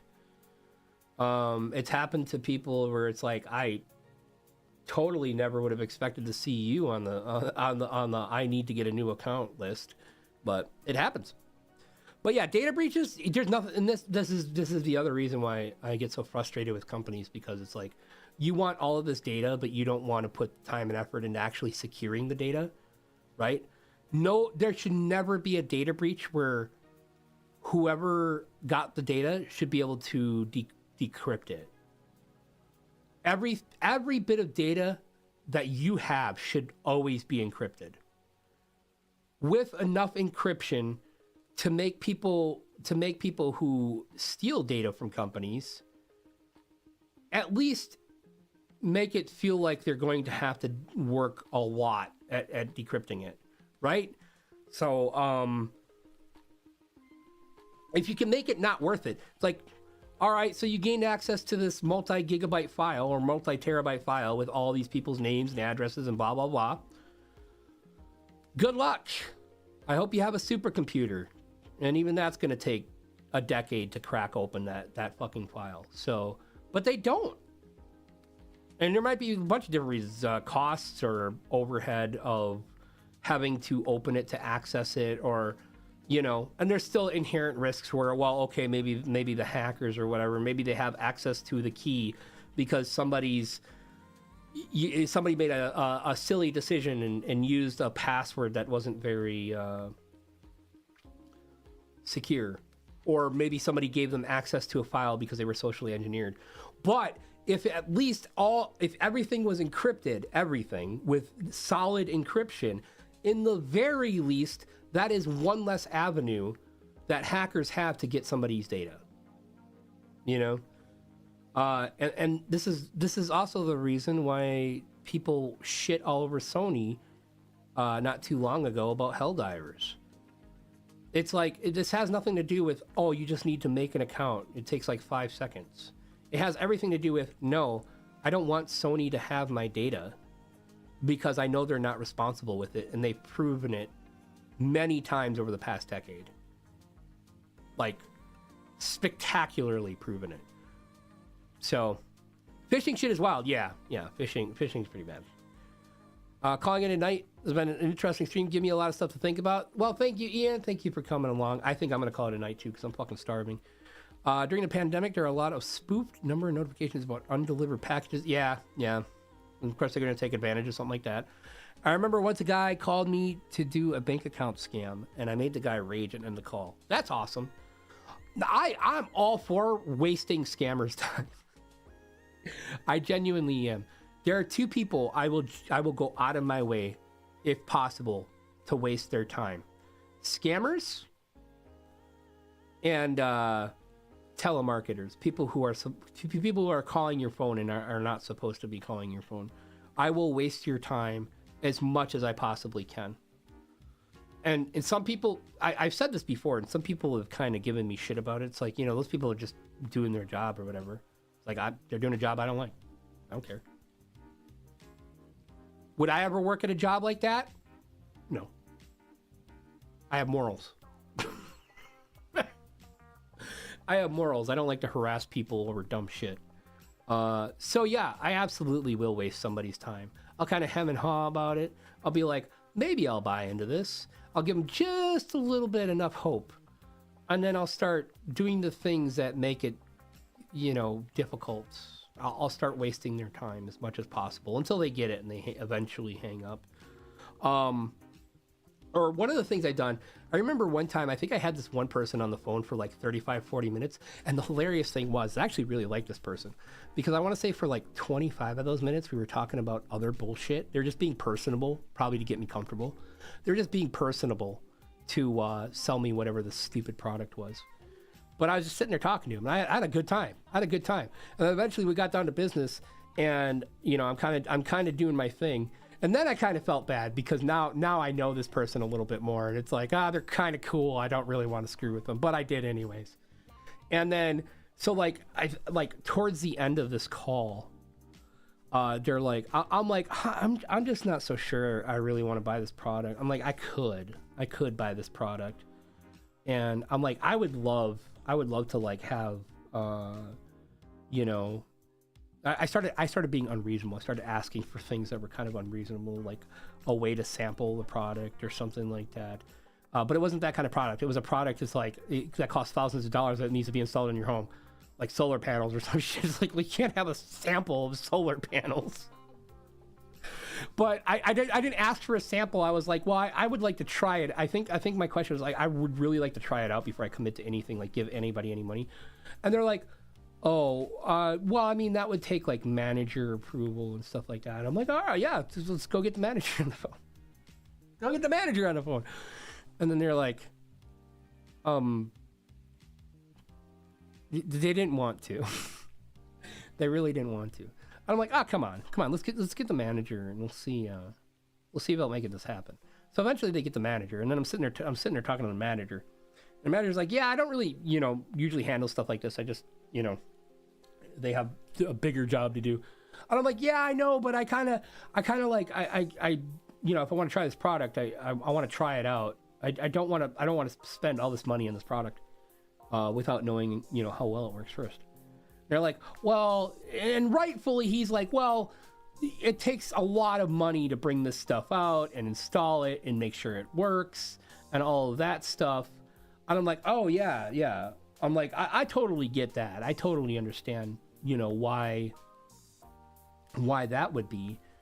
And then he's like, and he's trying to make all these other concessions to get me to buy the stuff, to get me to buy whatever it was. And eventually, I'm gonna say he snapped. He didn't really snap. Essentially, he remained professional throughout the whole thing. But I think he realized that I think because at this point we're on the call for an hour and 15 minutes with him and this other person. And I think he realized it's like, look, do you want to you want to buy this product or because we have to move on. We can't keep talking about it like this. And cause I think he genuinely realized I was just wasting her time. And I'm like, nah, not really. Yeah. But they never called back. So, you know, hey, unlike some companies, they never did call back. Now, maybe that's a little silly because maybe if I want whatever their product was in the future, I don't think anybody's going to remember. Corporations, they're not going to remember shit. Probably don't even keep logs. We used to when we get calls. Anyways, I am going to get out of here. I'm going to go have some tikka masala and then maybe jump on Discord and hang out in Discord a little bit. And have some fun in there. I gotta do something because I'm starving. I'm so freaking hungry right now. I like the most boomer way, like pressuring him to do stuff or saying things like, "I want your boss on the line now. It's your work." Okay, I do want to say one more story. I do want to talk about one more story I have that's very interesting because I felt awful afterwards. When I was younger, like a teenager, I had a job. The job required direct deposit. And I went with a local bank that was pretty close to me because I didn't know better. It was one of the first bank accounts I had. And it's fine. It was because I was like, yeah, I want a debit card, you know, all that stuff. It was a checking account. I wanted a debit card. I didn't even want checks. So I just told him not to worry about sending me checks or anything like that. And I got this account. However, what started happening is every weekend, Friday, my paycheck would hit. Saturday, there would be zero monies in my account. Not a single money to be found. Zero monies. I didn't spend it all. I bought some gas. Maybe something to eat before I went to work on Friday. Zero monies in my account. And I'm like, okay, it's a fluke or something like that. Well, it would happen like almost every weekend. After a couple weekends, I call them up. I'm like, hey, this keeps happening. Oh, it's probably just our system updating. Our system updates like Friday nights and stuff like that. And that's why you're not seeing the money. It's like, does your system update for 48 hours? Oh, I'm not sure. That's more of a technical problem. And, you know. Okay. So I'm kind of like at a loss. I have no idea what to do. And this keeps happening. This happens for about 6-7 months before I finally get fed up. And I know what you might think. Why did you wait 7 months, Tailani? It's because I was busy living my life and working, right? I worked. I tend to be a night owl, so I would sleep up until maybe 10 or 11, and then I would go to work, and I would work from.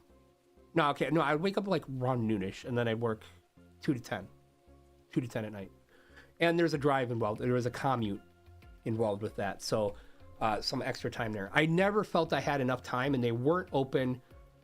There was no decision makers available on the weekend. We'll put it that way.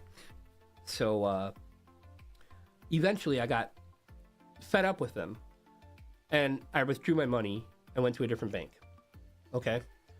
And the new bank I went to is fucking fantastic. Really, really good bank until they got bought by another company.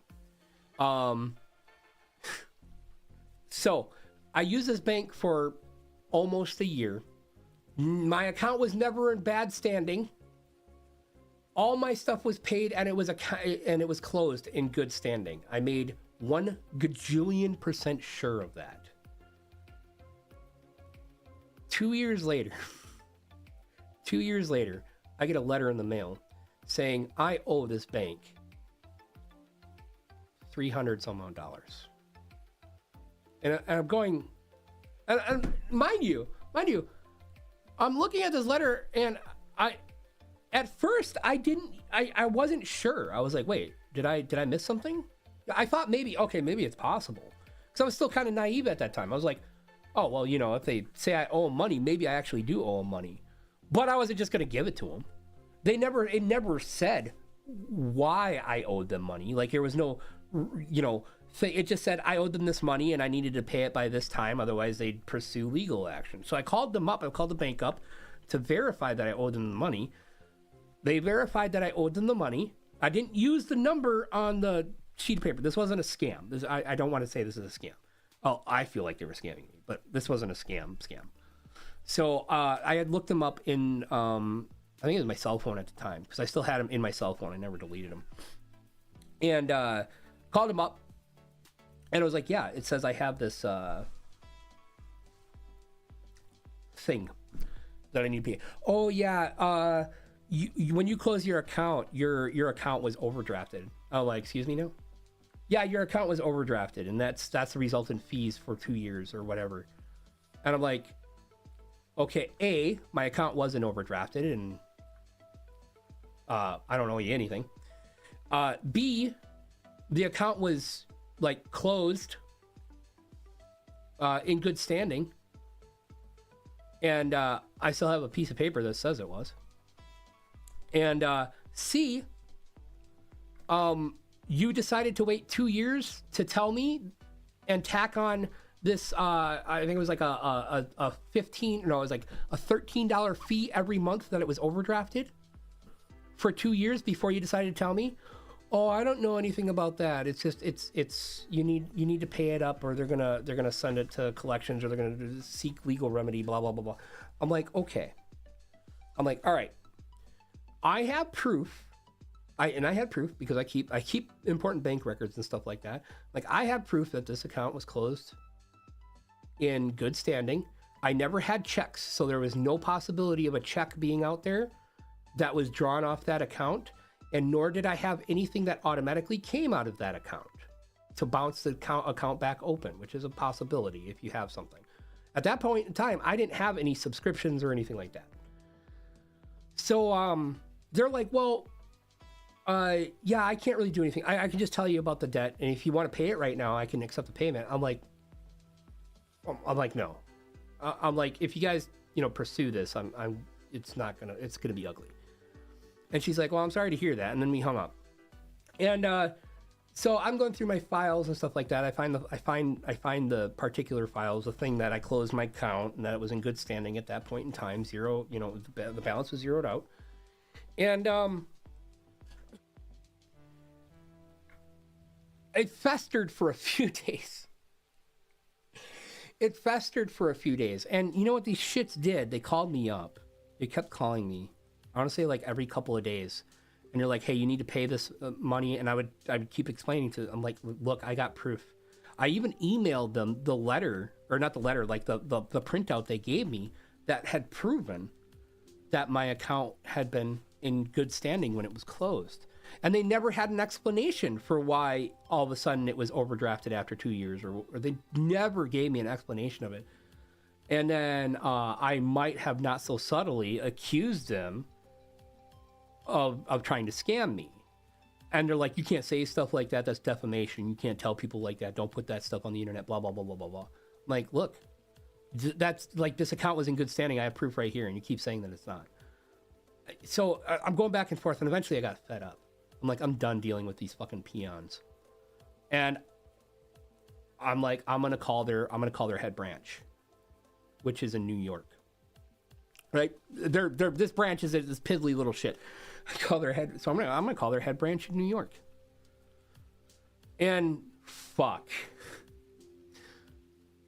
I ended up contacting this head branch, which had a same, the company name, all that.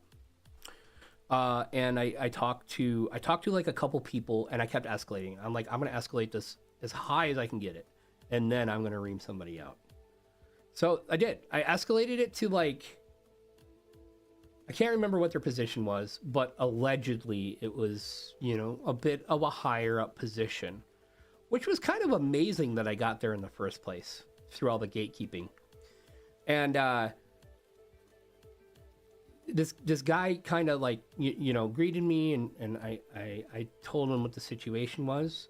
And he's like, oh, I'm really sorry. And, he's looking up information. And then I lost it. I fucking spent, I want to say like 15 minutes, almost like 15, 20 minutes. Just going off. Now, I wasn't swearing. I wasn't rude. I didn't call him names or anything like that. When I go off, I'm very professional about it. But I am very, very fucking thorough. And I went down everything that happened to me, how I felt about it, what I was going to do, the consequences, going on the internet, all of this stuff. He sat and he listened to me. Not once did he try to interrupt. He just acknowledged that he was still there. He's like, okay. And got to the end of it, and I felt fucking way better. And he's like, all right, now that you got that out of your system, let's try to solve the problem. And I'm like, okay. So I give him my account number. He's looking it up in the system. He's like, look, I can't really find your account number. And he's like talking through their internal messenger and stuff like that, and trying to get help. He's like, I can't find your account number. Well, what we determined is that there is more than one bank with the same name that I was banking with.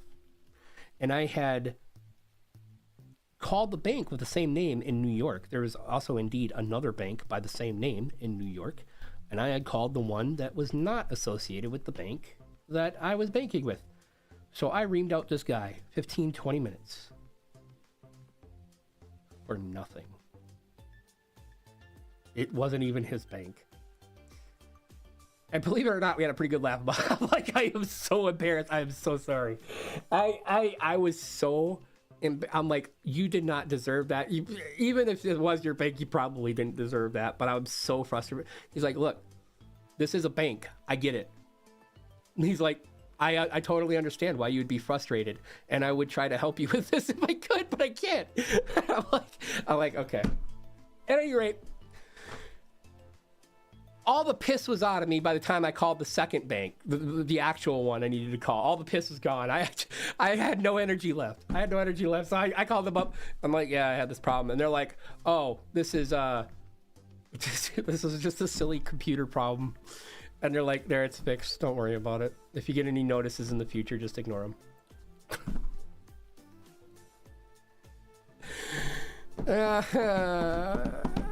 I feel so bad for that, but I remember that so much. I remember how gracious that dude was to me. It's funny because when you're in a call center, like a call center situation, sometimes it's really hard not to get emotional at people who are fucking attacking you, essentially. But then sometimes you can empathize with them. Sometimes you know that they just need to get their frustration out, even if it takes a little bit, so that you can work on the actual problem. It's so fucked up. I feel so bad for that guy. Anyways, you guys have a wonderful night. I'm hoping I can stream some more this week. I like streaming during the week. I miss streaming during the week. So maybe I'll get to stream some more this week. I'm not gonna promise it though, so look for me if I do. And I will see you guys later. I'm gonna go have some tikka masala and then go hang out in Discord. You guys have a good night.